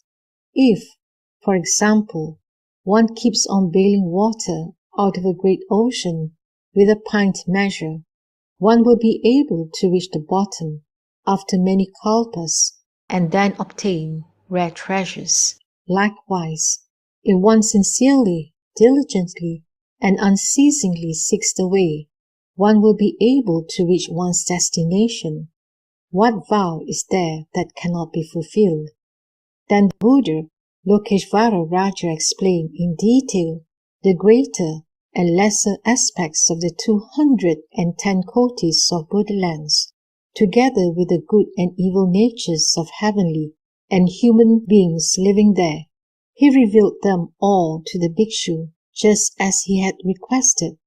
Then the Bhikshu, having heard the Buddha's exposition of the glorious Pure Lands, and also having seen all of them, resolved upon his supreme, unsurpassed vows. His mind being serene and his aspirations free of attachment, he was unexcelled throughout the world. For 5 full kalpas, he contemplated the vows and then chose the pure practices for the establishment of his Buddha land. Ananda asked the Buddha, how long was the lifespan of beings in the land of Buddha Lokeshvara Raja? The Buddha replied, the length of life of that Buddha was 42 kalpas. He continued, after that, Dharmakara Bodhisattva adopted the pure practices that had led to the establishment of the excellent lands of 210 kotis of Buddhas. When he had finished his task, he went to the Buddha, knelt down at his feet, walked around him 3 times, joined his palms in worship, and sat down. He then said to the Buddha, I've adopted the pure practices for the establishment of a glorious Buddha land. The Buddha said to him, you should proclaim this. Know that now is the right time. Encourage and delight the entire assembly. Hearing this, other bodhisattvas will practice this dharma and so fulfill the innumerable great vows. The bhikshu replied, I beg you to grant me your attention. Now I will fully proclaim my vows. 1. If, when I attain Buddhahood, there should be in my land a hell, a realm of hungry ghosts, or a realm of animals, may I not attain perfect enlightenment. 2. If, when I attain Buddhahood, humans and devas in my land should after death fall again into the 3 evil realms, may I not attain perfect enlightenment. 3. If, when I attain Buddhahood, humans and devas in my land should not all be the color of pure gold, may I not attain perfect enlightenment. 4. If, when I attain Buddhahood, humans and devas in my land should not all be of one appearance, and should there be any difference in their beauty, may I not attain perfect enlightenment. 5. If, when I attain Buddhahood, humans and devas in my land should not remember all their former lives, not knowing at least the events that occurred during the previous 100,000 kotis of nayutas of kalpas, may I not attain perfect enlightenment. 6. If, when I attain Buddhahood, humans and devas in my land should not possess the divine eye of seeing at least 100,000 kotis of nayutas of Buddha lands, may I not attain perfect enlightenment. 7. If, when I attain Buddhahood, humans and devas in my land should not possess the divine ear of hearing the teachings of at least 100,000 kotis of nayutas of Buddhas, and should not remember all of them, may I not attain perfect enlightenment. 8. If, when I attain Buddhahood, humans and devas in my land should not possess the faculty of knowing the thoughts of others, at least those of all sentient beings living in 100,000 kotis of nayutas of Buddha lands, may I not attain perfect enlightenment. 9. If, when I attain Buddhahood, humans and devas in my land should not possess the supernatural power of traveling anywhere in one instant, even beyond 100,000 kotis of nayutas of Buddha lands, may I not attain perfect enlightenment. 10. If, when I attain Buddhahood, humans and devas in my land should give rise to thoughts of self-attachment, may I not attain perfect enlightenment. 11. If, when I attain Buddhahood, humans and devas in my land should not dwell in the definitely assured stage and unfailingly reach nirvana, may I not attain perfect enlightenment. 12. If, when I attain Buddhahood, my light should be limited, illuminating even the 100,000 kotis of nayutas of Buddha lands, may I not attain perfect enlightenment. 13. If, when I attain Buddhahood, my lifespan should be limited even to the extent of 100,000 kotis of nayutas of kalpas, may I not attain perfect enlightenment. 14. If, when I attain Buddhahood, the number of the Shravakas in my land could be known, even if all the beings and Pachika Buddhas living in this universe of 1,000 million worlds should count them during 100,000 kalpas, may I not attain perfect enlightenment. 15. If, when I attain Buddhahood, humans and devas in my land should have limited lifespans, except when they wish to shorten them in accordance with their original vows, may I not attain perfect enlightenment. 16. If, when I attain Buddhahood, humans and devas in my land should even hear of any wrongdoing, may I not attain perfect enlightenment. 17. If, when I attain Buddhahood, innumerable Buddhas in the lands of the 10 directions should not all praise and glorify my name, may I not attain perfect enlightenment. 18.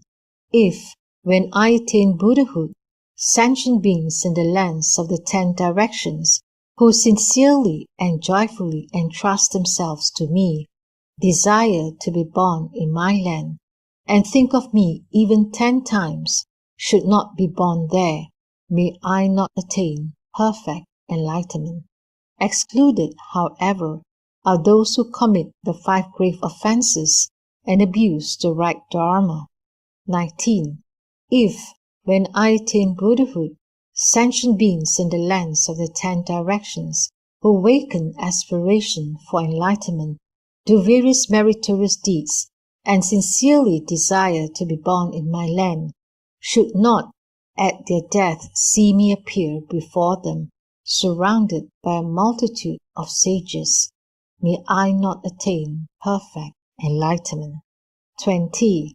If, when I attain Buddhahood, sentient beings in the lands of the 10 directions who, having heard my name, concentrate their thoughts on my land, plant roots of virtue, and sincerely transfer their merits towards my land, with a desire to be born there, should not eventually fulfill their aspiration, may I not attain perfect enlightenment.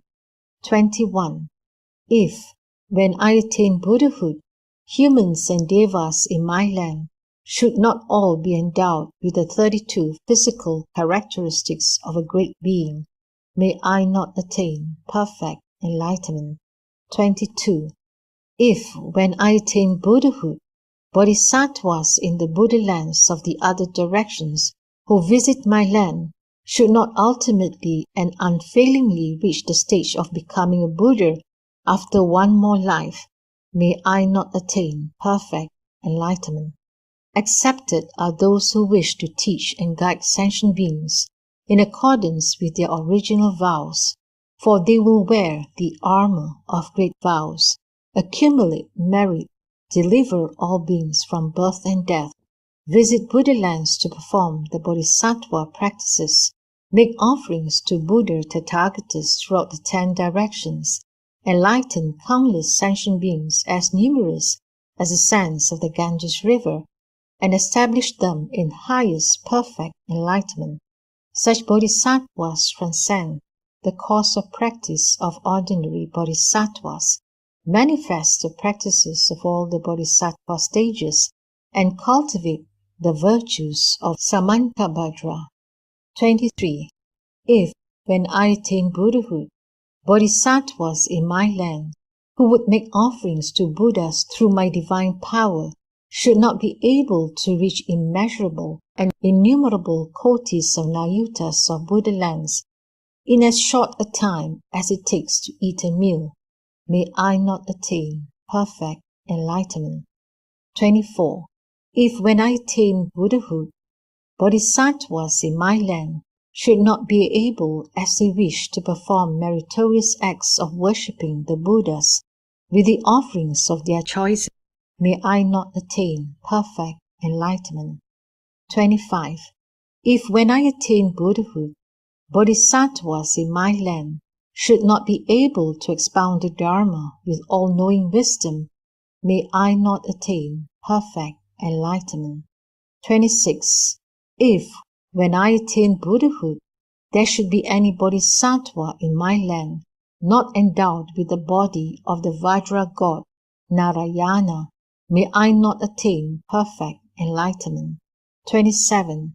If, when I attain Buddhahood, sentient beings should be able, even with a divine eye, to distinguish by name and calculate by number all the myriads of manifestations provided for the humans and devas in my land, which will be glorious and resplendent, and have exquisite details beyond description, may I not attain perfect enlightenment.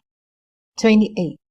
If, when I attain Buddhahood, bodhisattvas in my land, even those with little store of merit, should not be able to see the Bodhi tree, which has immeasurable light in countless colors and is 4 million li in height, may I not attain perfect enlightenment. 29. If, when I attain Buddhahood, bodhisattvas in my land should not acquire eloquence and wisdom in upholding sutras and reciting and expounding them, may I not attain perfect enlightenment. 30. If, when I attain Buddhahood, the wisdom and eloquence of bodhisattvas in my land should be limited, may I not attain perfect enlightenment. 31. If, when I attain Buddhahood, my land should not be resplendent, revealing in its light all the immeasurable, innumerable, and inconceivable Buddha lands like images reflected in a clear mirror, may I not attain perfect enlightenment. 32.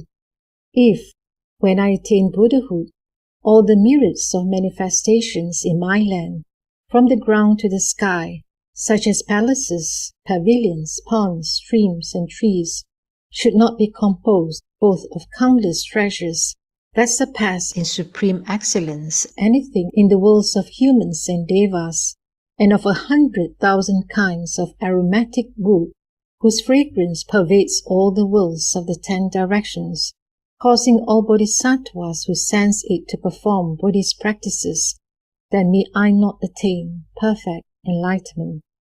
33. If, when I attain Buddhahood, sentient beings in the immeasurable and inconceivable Buddha lands of the 10 directions who have been touched by my light should not feel peace and happiness in their bodies and minds, surpassing those of humans and devas, may I not attain perfect enlightenment. 34. If, when I attain Buddhahood, sentient beings in the immeasurable and inconceivable Buddha lands of the 10 directions who have heard my name should not gain the Bodhisattva's insight into the non-arising of all dharmas, and should not acquire various profound dharanies, may I not attain perfect enlightenment. 35. If, when I attain Buddhahood, women in the immeasurable and inconceivable Buddha lands of the 10 directions, who, having heard my name, rejoice in faith, awaken aspiration for enlightenment, and wish to renounce womanhood, should after death be reborn again as women, may I not attain perfect enlightenment. 36. If, when I attain Buddhahood, Bodhisattvas in the immeasurable and inconceivable Buddha lands of the 10 directions who have heard my name should not, after the end of their lives, always perform sacred practices until they reach Buddhahood, may I not attain perfect enlightenment. 37. If, when I attain Buddhahood, humans and devas in the immeasurable and inconceivable Buddha lands of the 10 directions, who, having heard my name, prostrate themselves on the ground to revere and worship me, rejoice in faith, and perform the Bodhisattva practices, should not be respected by all devas and people of the world, may I not attain perfect enlightenment. 38. If, when I attain Buddhahood, humans and devas in my land should not obtain clothing as soon as such a desire arises in their minds, and if fine robes as prescribed and praised by the Buddhas should not be spontaneously provided for them to wear, and if these clothes should need sewing, bleaching, dyeing, or washing, may I not attain perfect enlightenment. 39. If, when I attain Buddhahood, humans and devas in my land should not enjoy happiness and pleasure comparable to those of a monk who has exhausted all the passions, may I not attain perfect enlightenment. 40. If, when I attain Buddhahood, the Bodhisattvas in my land who wish to see the immeasurable glorious Buddha lands of the 10 directions should not be able to view all of them reflected in the jeweled trees, just as one sees one's face reflected in a clear mirror, may I not attain perfect enlightenment. 41. If, when I attain Buddhahood, Bodhisattvas in the lands of the other directions who hear my name should, at any time before becoming Buddhas, have impaired, inferior, or incomplete sense organs, may I not attain perfect enlightenment. 42. If, when I attain Buddhahood, Bodhisattvas in the lands of the other directions who hear my name should not all attain the samadhi called pure liberation, and while dwelling therein should not, without losing concentration, be able to make offerings in one instant to immeasurable and inconceivable Buddhas, world-honored ones, may I not attain perfect enlightenment. 43. If, when I attain Buddhahood, Bodhisattvas in the lands of the other directions who hear my name should not be reborn into noble families after death, may I not attain perfect enlightenment. 44. If, when I attain Buddhahood, Bodhisattvas in the lands of the other directions who hear my name should not rejoice so greatly as to dance and perform the Bodhisattva practices, and should not acquire stores of merit, may I not attain perfect enlightenment. 45. If, when I attain Buddhahood, Bodhisattvas in the lands of the other directions who hear my name should not all attain the samadhi called universal equality, and while dwelling therein should not always be able to see the immeasurable and inconceivable Tathagatas, Until those bodhisattvas too become Buddhas, may I not attain perfect enlightenment. 46. If, when I attain Buddhahood, bodhisattvas in my land should not be able to hear spontaneously whatever teachings they may wish, may I not attain perfect enlightenment. 47. If, when I attain Buddhahood, bodhisattvas in the lands of the other directions who hear my name should not instantly reach the stage of non-retrogression, may I not attain perfect enlightenment. 48. If, when I attain Buddhahood, bodhisattvas in the lands of the other directions who hear my name should not instantly gain the first, second, and third insights into the nature of dharmas, and firmly abide in the truths realized by all the Buddhas, may I not attain perfect enlightenment. The Buddha said to Ananda, Bhikshu Dharmakara, having thus proclaimed those vows, spoke the following verses. I have made vows unrivaled in all the world. I shall certainly reach the unsurpassed way. If these vows should not be fulfilled, may I not attain perfect enlightenment. If I should not become a great benefactor in lives to come for immeasurable kalpas, to save the poor and the afflicted everywhere, may I not attain perfect enlightenment.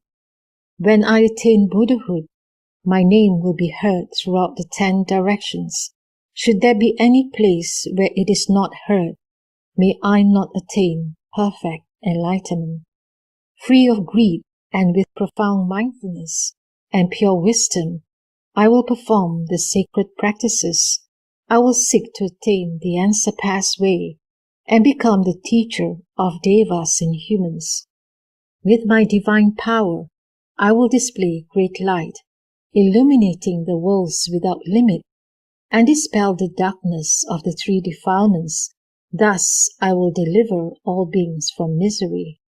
Having obtained the eye of wisdom, I will remove the darkness of ignorance. I will block all evil paths and open the gate to the good realms. When merits and virtues are perfected, my majestic light will irradiate in the 10 directions, outshining the sun and moon, and surpassing the brilliance of the heavens. I will open the Dharma storehouse for the multitudes, and endow them all with treasures of merit. Being always among the multitudes, I will proclaim the Dharma with the lion's roar. I'll make offerings to all the Buddhas, thereby acquiring goods of virtue. When my vows are fulfilled and wisdom perfected, I shall be the sovereign of the 3 worlds. Like your unhindered wisdom, O Buddha, mine shall reach everywhere, illuminating all. May my supreme wisdom be like yours, most honored one. If these vows are to be fulfilled, like this universe of 1,000 million worlds quake in response, and let all the devas in the heaven rain down rare and marvelous flowers. The Buddha said to Ananda, as soon as Bhikshu Dharmakara spoke those verses, the entire earth quaked in 6 ways, and a rain of wonderful flowers fell from heaven, scattering everywhere. Spontaneous music was heard, and a voice in the sky said, surely you will attain highest, perfect enlightenment. Then Bhikshu Dharmakara kept all those great vows, which were true, unfailing, and unsurpassed in the whole world, and intensely aspired to attain nirvana. Then Ananda, after proclaiming and establishing those universal vows in the presence of the Buddha, Lokeshvara Raja, before the multitude of beings, including the 8 kinds of superhuman beings such as devas and dragon spirits, and also Mara and Brahma, Bhikshu Dharmakara was solely intent on producing a glorious and exquisite land. The Buddha land that he sought to establish was vast in extent, unsurpassed, and supremely wonderful, always present and subject neither to decay nor change. During inconceivable and innumerable kalpas, he cultivated the immeasurable meritorious practices of the Bodhisattva path. He did not harbor any thought of greed, hatred, or cruelty, nor did he allow any ideas of greed, hatred, or cruelty to arise. He was unattached to any form, sound, smell, taste, touch, or idea. Possessed of the power to persevere, he did not avoid undergoing various afflictions. Having little desire for his own sake, he knew contentment. Without any impure thought, enmity, or stupidity, he dwelt continually in tranquil samadhi. His wisdom was unobstructable, and his mind free of falsehood and deceitfulness. With expressions of tenderness on his face, and with kindness in his speech, he spoke to others in consonance with their inner thoughts. Courageous and diligent, strong-willed and untiring, he devoted himself solely to the pursuit of the pure Dharma, thereby benefiting a multitude of beings. He revered the three treasures, respected his teachers and elders, and thus adorned his practices with a great store of merit. By so doing, he enabled sentient beings to partake of them. He dwelt in the realization that all dharmas are empty, devoid of distinctive features, and not to be sought after, and that they neither act nor arise. He thus realized that all dharmas are like magical creations. He avoided all wrong speech that would bring harm upon himself or others or both. He engaged in right speech that would bring benefit to himself or others or both. He abandoned his kingdom and renounced the throne, leaving behind wealth and sensuous pleasures. Practicing the 6 paramitas himself, he taught others to do the same. During innumerable kalpas, he accumulated merit and amassed virtues. Wherever he was born, an immeasurable store of treasure spontaneously appeared as he wished. He taught countless sentient beings and guided them on the path of highest true enlightenment. He was reborn as a rich man, a lay devotee, a member of the highest caste or of noble family, Brahman, a Kshatriya king, a wheel-turning monarch, Chakravartin, a king of one of the 6 heavens in the world of desire, or even higher as a Brahma king. He revered and worshipped all Buddhas by making the 4 kinds of offerings to them. The merit he thus acquired was indescribably great. Fragrance issued from his mouth as from a blue lotus flower, and every pore of his body emitted the scent of sandalwood, which permeated innumerable worlds. His appearance was majestic, and his physical characteristics and marks were truly wonderful. From his hands inexhaustible treasures, clothes, food and drink, rare and exquisite flowers and incense, silken canopies, banners, and other ornaments were produced. In such manifestations, he was unrivaled among all heavenly and human beings. He thus attained command of all dharmas. Ananda asked the Buddha, "Has Bodhisattva Dharmakara already attained Buddhahood and then passed into nirvana, or has he not yet attained Buddhahood, or is he dwelling somewhere at present?"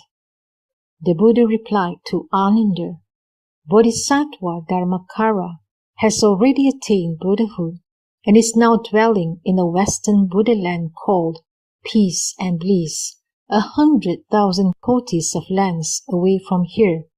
Ananda further asked the Buddha, "How much time has passed since he attained Buddhahood?"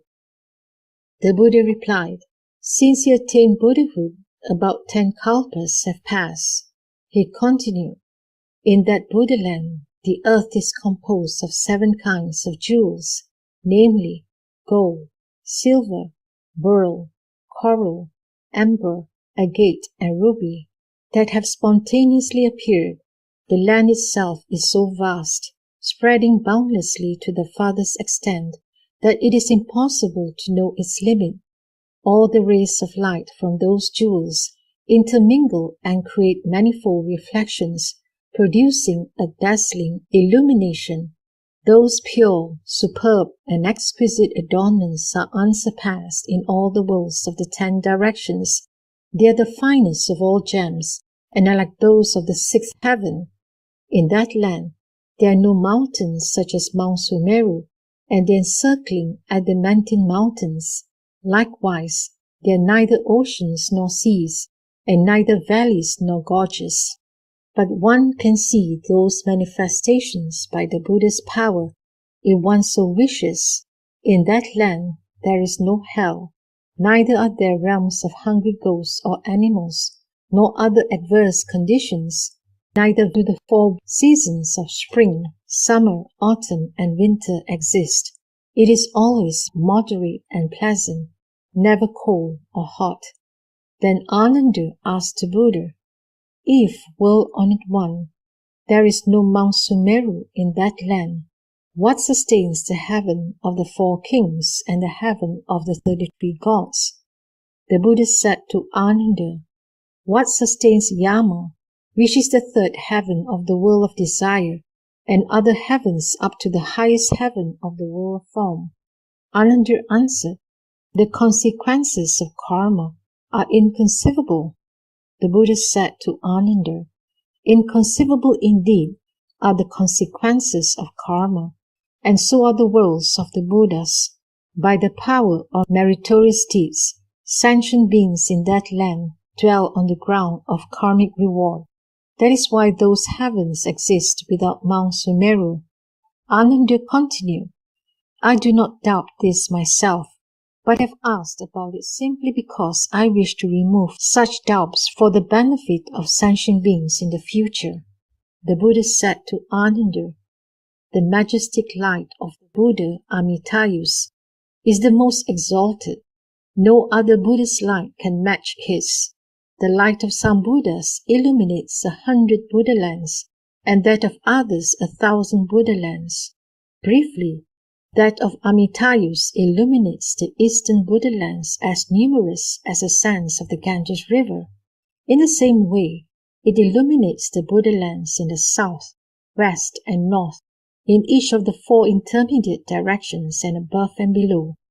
Further, the light of some Buddhas extends 7 feet, that of others 1 yojana, or 2, 3, 4, or 5 yojanas, and the distance covered increases in this way until the light of some Buddhas illuminates 1 Buddhaland. For this reason, Amitayus is called by the following names: the Buddha of infinite light, the Buddha of boundless light, the Buddha of unhindered light, the Buddha of incomparable light, the Buddha of the light of the King of Flame, the Buddha of pure light, the Buddha of the light of joy, the Buddha of the light of wisdom, the Buddha of unceasing light, the Buddha of inconceivable light, the Buddha of ineffable light, and the Buddha of the light of shining the sun and moon. If sentient beings encounter his light, their 3 defilements are removed. They feel tenderness, joy, and pleasure, and good thoughts arise. If sentient beings in the 3 realms of suffering see his light, they will all be relieved and freed from affliction. At the end of their lives, they all reach liberation. The light of Amitayus shines brilliantly, illuminating all the Buddhalands of the 10 directions. There is no place where it is not perceived. I am not the only one who now praises his light. All the Buddhas, Shravakas, Pacceka Buddhas, and Bodhisattvas praise and glorify it in the same way. If sentient beings, having heard of the majestic virtue of his light, glorify it continually, day and night, with sincerity of heart, they'll be able to attain birth in his land as they wish. Then the multitudes of Bodhisattvas and Shravakas will praise their excellent virtue. Later, when they attain Buddhahood, all the Buddhas and Bodhisattvas in the 10 directions will praise their light, just as I now praise the light of Amitayus. The Buddha continued, "The majestic glory of the light of Amitayus could not be exhaustively described, even if I praise it continually, day and night, for a period of one kalpa." The Buddha said to Ananda, "The lifespan of Amitayus is so long that it is impossible for anyone to calculate it. To give an illustration, let us suppose that all the innumerable sentient beings in the worlds of the 10 directions were reborn in human form, and that every one became a Shravaka or a Pacheka Buddha. Even if they assembled in one place, concentrated their thoughts and exercised the power of their wisdom to the utmost to reckon the length of the Buddha's lifespan by the number of kalpas, even after 1,000 million kalpas, they could still not reach its limit. So it is with the lifespan of Shravakas, Bodhisattvas, heavenly beings and human beings in his land. Similarly, it is not to be encompassed by any means of reckoning or by any metaphorical expression. Again, the number of Shravakas and Bodhisattvas living there is incalculable. They are fully endowed with transcendent wisdom and free in their exercise of majestic power. They could hold the entire world in their hands. The Buddha said to Ananda, "The number of Shravakas at the first teaching assembly of that Buddha was incalculable. So was the number of Bodhisattvas. Even if an immeasurable and countless number of humans multiplied by millions of kotis should all become like Mahamoggallana, and together reckon their number during innumerable nayutas of kalpas, or even until they attain nirvana, they still could not know that number. Let us suppose that there is a great ocean, infinitely deep and wide, and that one takes a drop of water out of it with a 100th part of a split hair. How would you compare that drop of water with the rest of the ocean?" Ananda replied, "When the drop of water is compared with the great ocean, it is impossible even for one skilled in astronomy or mathematics to know the proportion, or for anyone to describe it by any rhetorical or metaphorical expression." The Buddha said to Ananda, "Even if people like Mahamoggallana were to count for millions of kotis of kalpas, the number of the Shravakas and Bodhisattvas at the first teaching assembly, who could be counted, would be like a drop of water, and the number of sages yet to be counted would be like the rest of the ocean." Again, 7 jeweled trees completely fill that land. There are some made of gold, some of silver, others made of beryl, crystal, coral, ruby, or agate. There are also trees made of 2 to 7 kinds of jewels. There are gold trees with leaves, flowers, and fruits of silver, silver trees with leaves, flowers, and fruits of gold, beryl trees with leaves, flowers, and fruits of crystal, crystal trees with leaves, flowers, and fruits of beryl, coral trees with leaves, flowers, and fruits of ruby, ruby trees with leaves, flowers, and fruits of beryl, agate trees with leaves, flowers, and fruits made of various jewels. Again, there are jeweled trees with purple gold roots, white silver trunks, beryl branches, crystal twigs, coral leaves, ruby flowers, and agate fruits. There are jeweled trees with white silver roots, beryl trunks, crystal branches, coral twigs, ruby leaves, agate flowers, and purple gold fruits. There are jeweled trees with beryl roots, crystal trunks, coral branches, ruby twigs, agate leaves, purple gold flowers, and white silver fruits. There are jeweled trees with crystal roots, coral trunks, ruby branches, agate twigs, purple gold leaves, white silver flowers, and beryl fruits.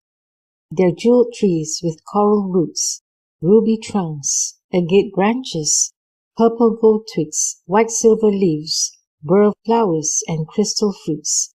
There are jeweled trees with ruby roots, agate trunks, purple gold branches, white silver twigs, beryl leaves, crystal flowers, and coral fruits. They are jeweled trees with agate roots, purple gold trunks, white silver branches, beryl twigs, crystal leaves, coral flowers, and ruby fruits. These jeweled trees are in parallel rows. Their trunks are evenly spaced. Their branches are in level layers. The leaves are symmetrical. Their flowers harmonize, and their fruits are well arranged. The brilliant colors of these trees are so luxuriant that it is impossible to see them all. When a fresh breeze wafts through them, exquisite sounds of the pentatonic scales such as kong and shang spontaneously arise and make symphonic music. Again, the Bodhi tree of Buddha Amitayus is 4 million li in height and 5,000 yojanas in circumference. At its base, its branches spread 200,000 li in each of the 4 directions. It is a natural cluster of all kinds of precious stones and is adorned with the kings of jewels, namely moon-bright money gems and oceans supporting real gems.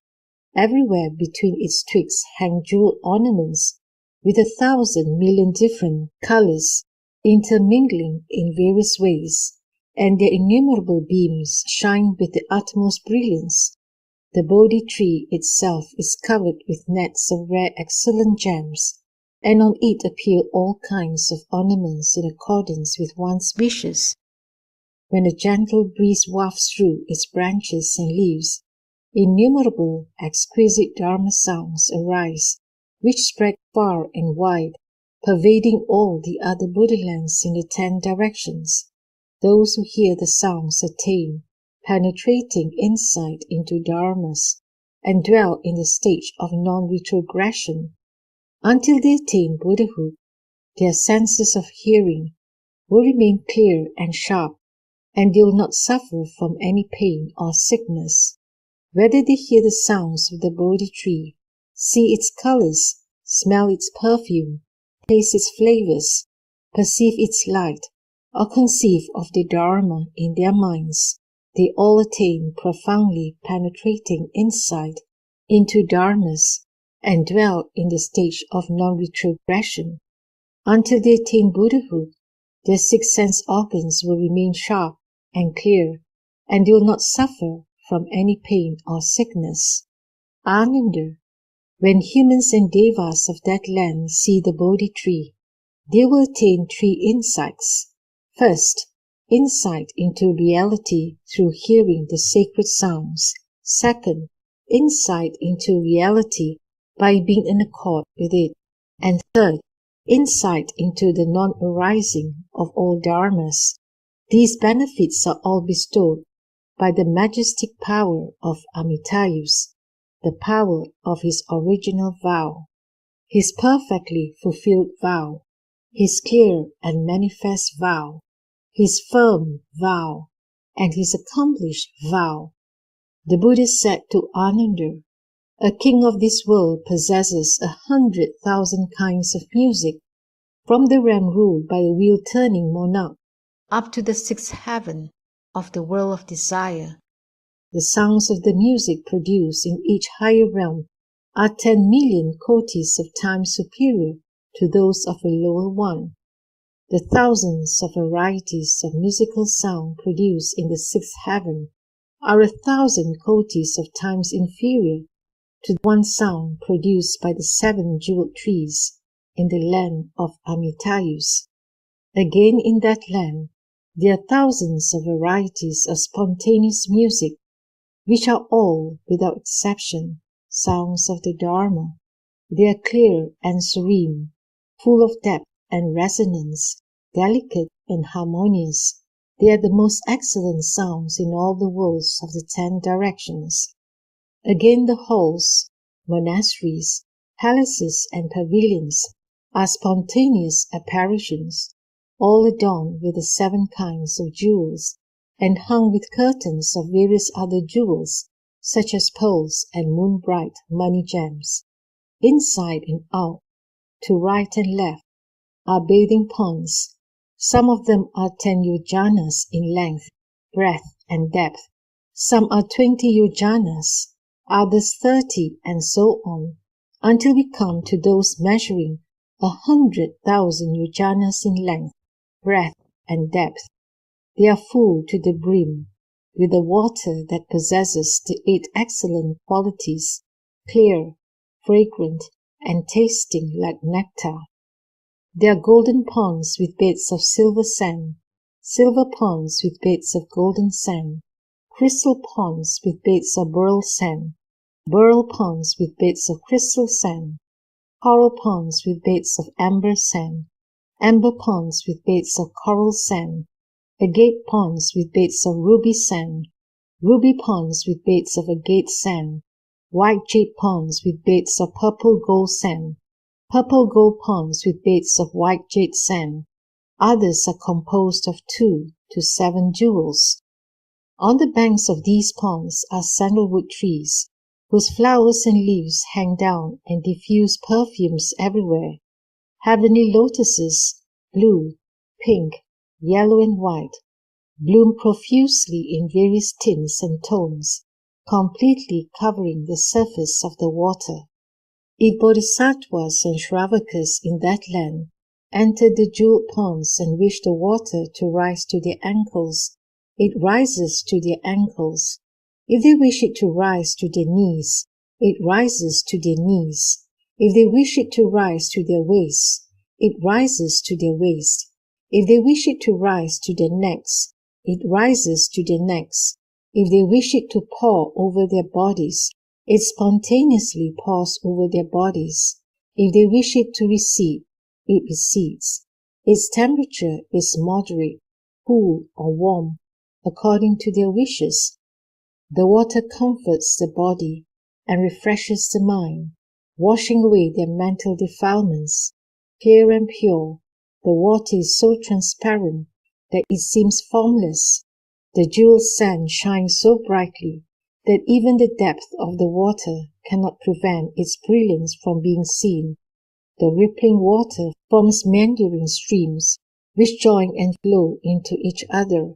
Their movement is peaceful and quiet, neither too fast nor too slow, and their ripples spontaneously produce innumerable wonderful sounds. One can hear whatever sound one wishes.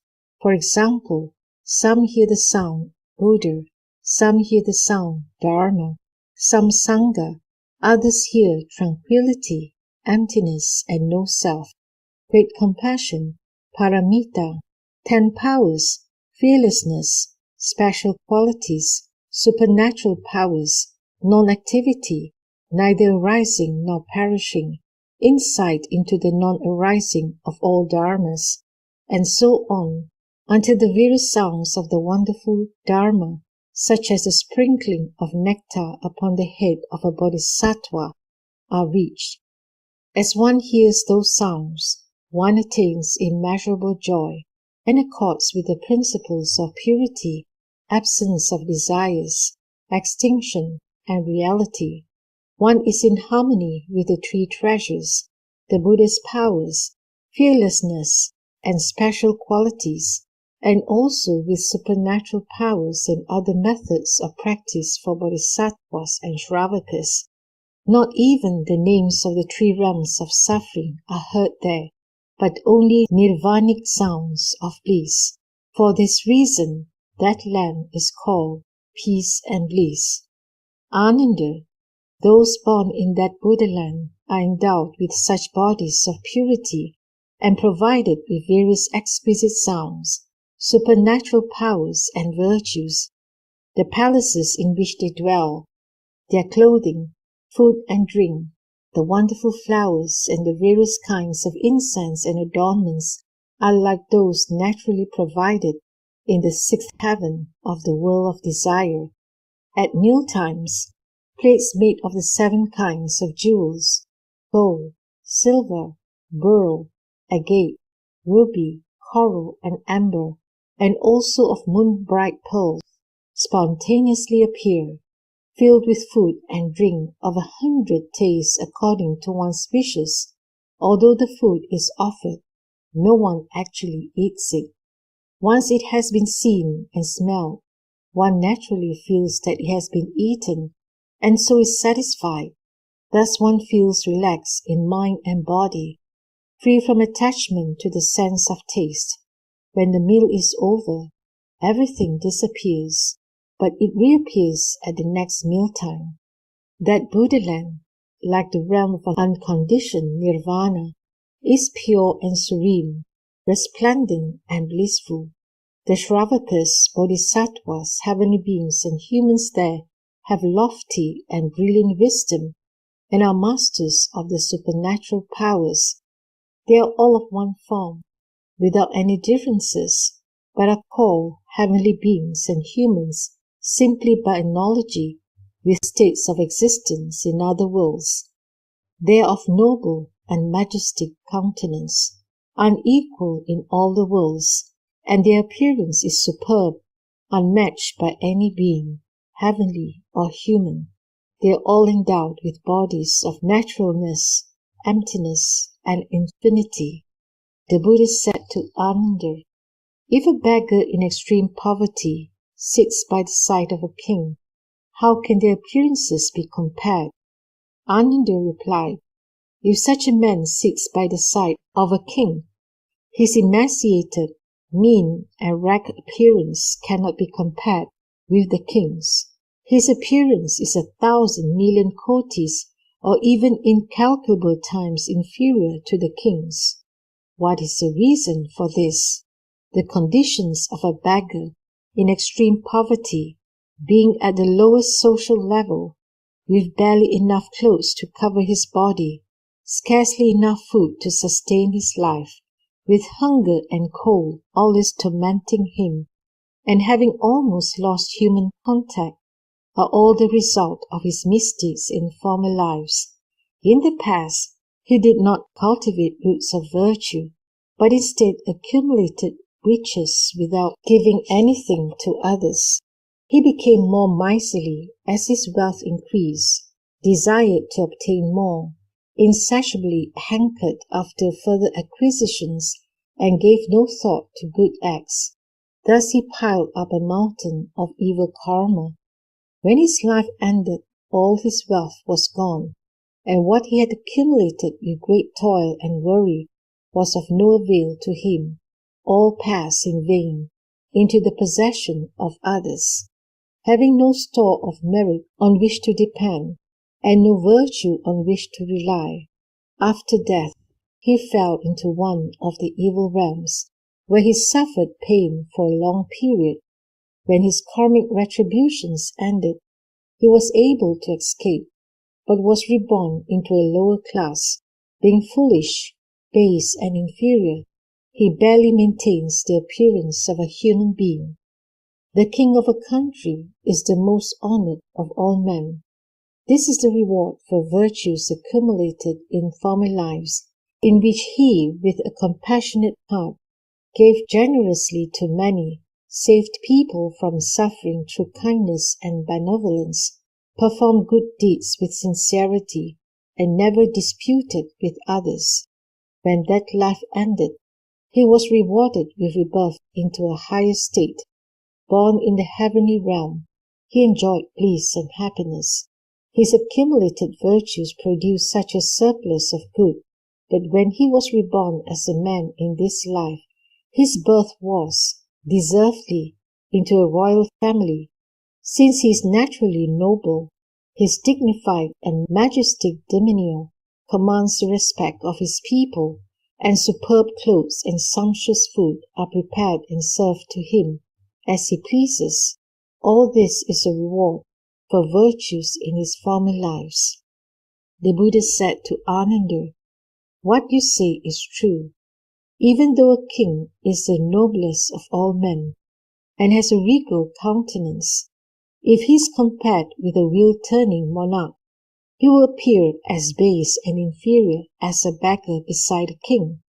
Likewise, however excellent and unrivaled the majestic appearance of such a monarch may be, if he is compared with the Lord of the Heaven of the 33 gods, he will also appear incomparably inferior, even 10,000 kotis of times more so.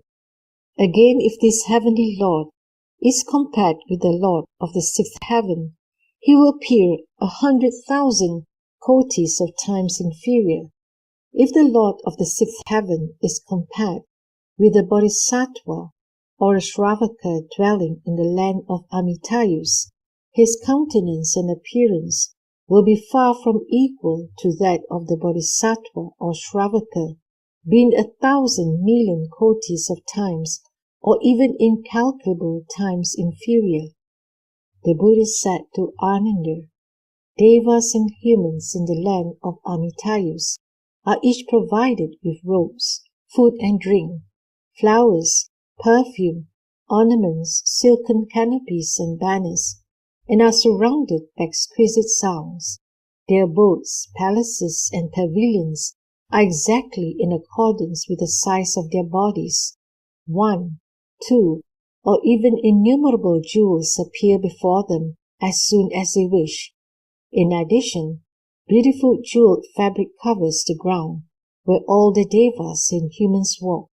In that Buddha land, there are innumerable jeweled nets, all adorned with skins of gold thread, pearls, and 100,000 kinds of rare and marvelous treasures.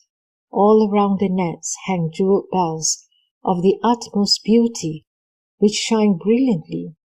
When the natural breeze of virtue arises and gently blows, it is moderate in temperature, neither cold nor hot, and refreshing and soft to the senses.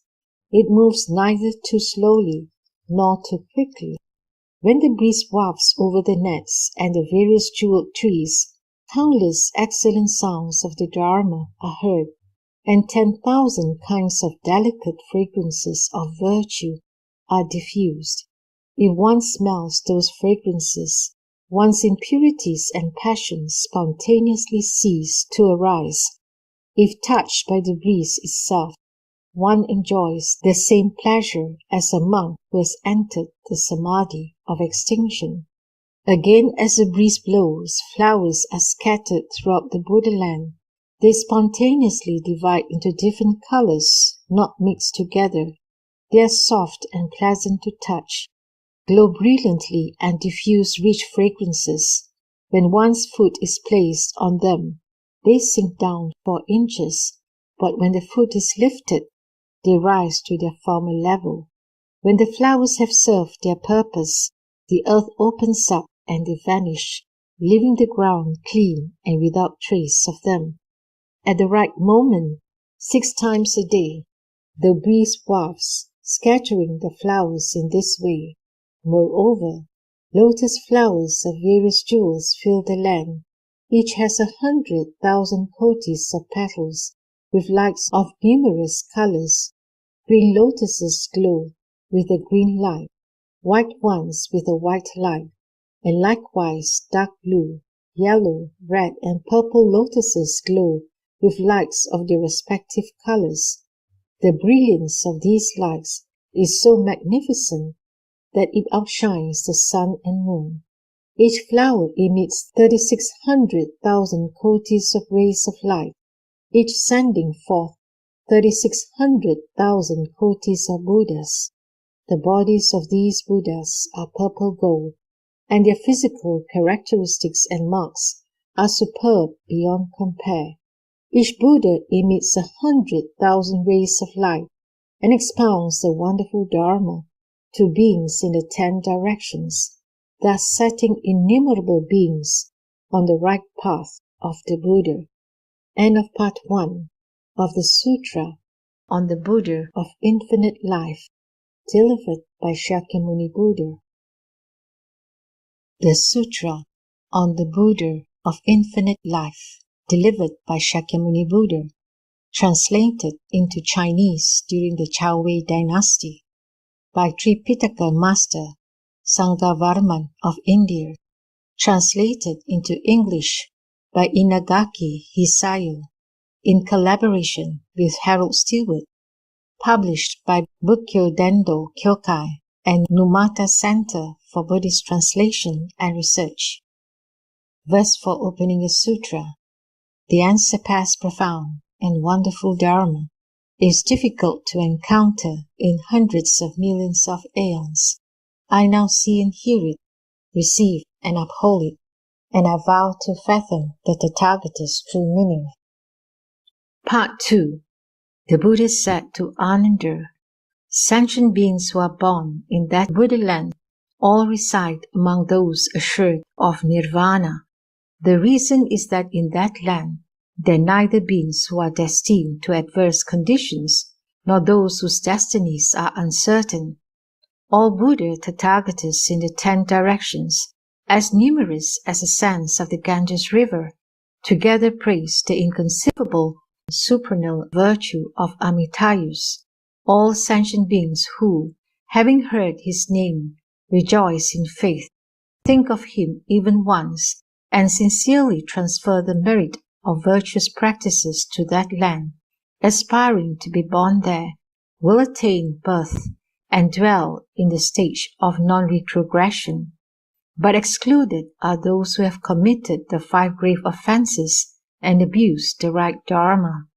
The Buddha said to Ananda, Devas and humans in the worlds of the 10 directions, who sincerely aspire to be born in that land, can be classified into 3 grades. The higher grade of aspirants are those who leave their homes and abandon worldly desires to become monks. Having awakened aspiration for enlightenment, they single-mindedly think of Amitayus and perform meritorious practices, aspiring to be born in his land. When they are about to die, Amitayus, together with a host of sages, will appear before them. Then they will follow him and attain birth in his land. At once they will be born by transformation, spontaneously from within 7 jeweled lotus flowers.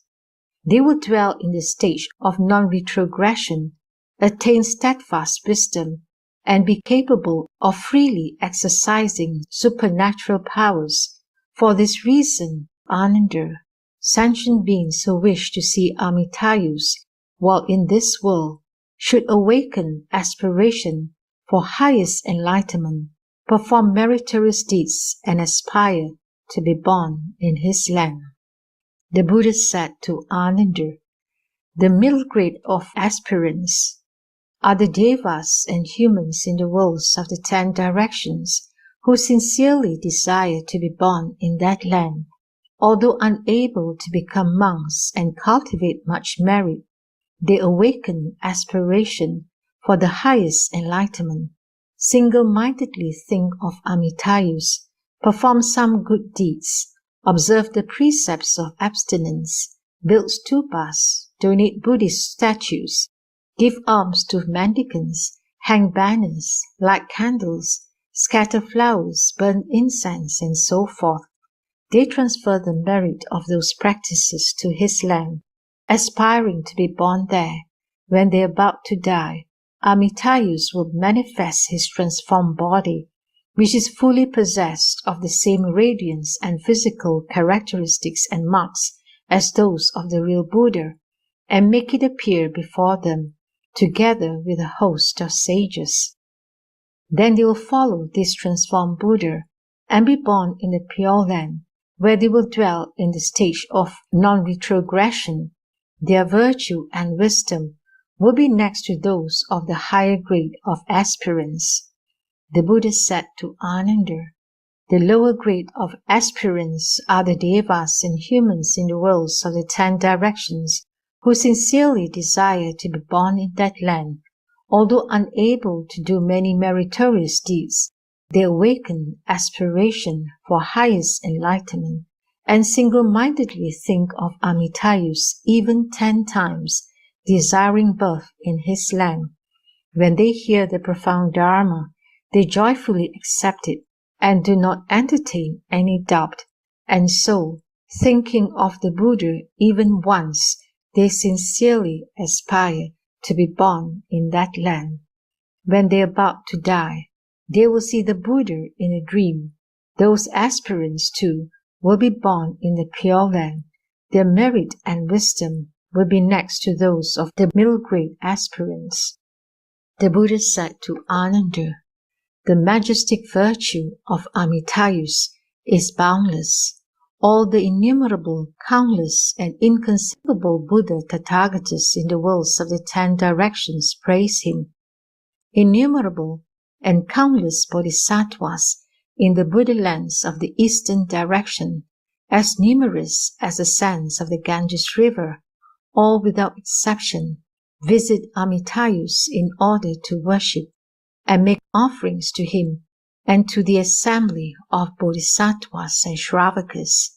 Having heard the teaching, they expound it to lead people into the path of the Buddha.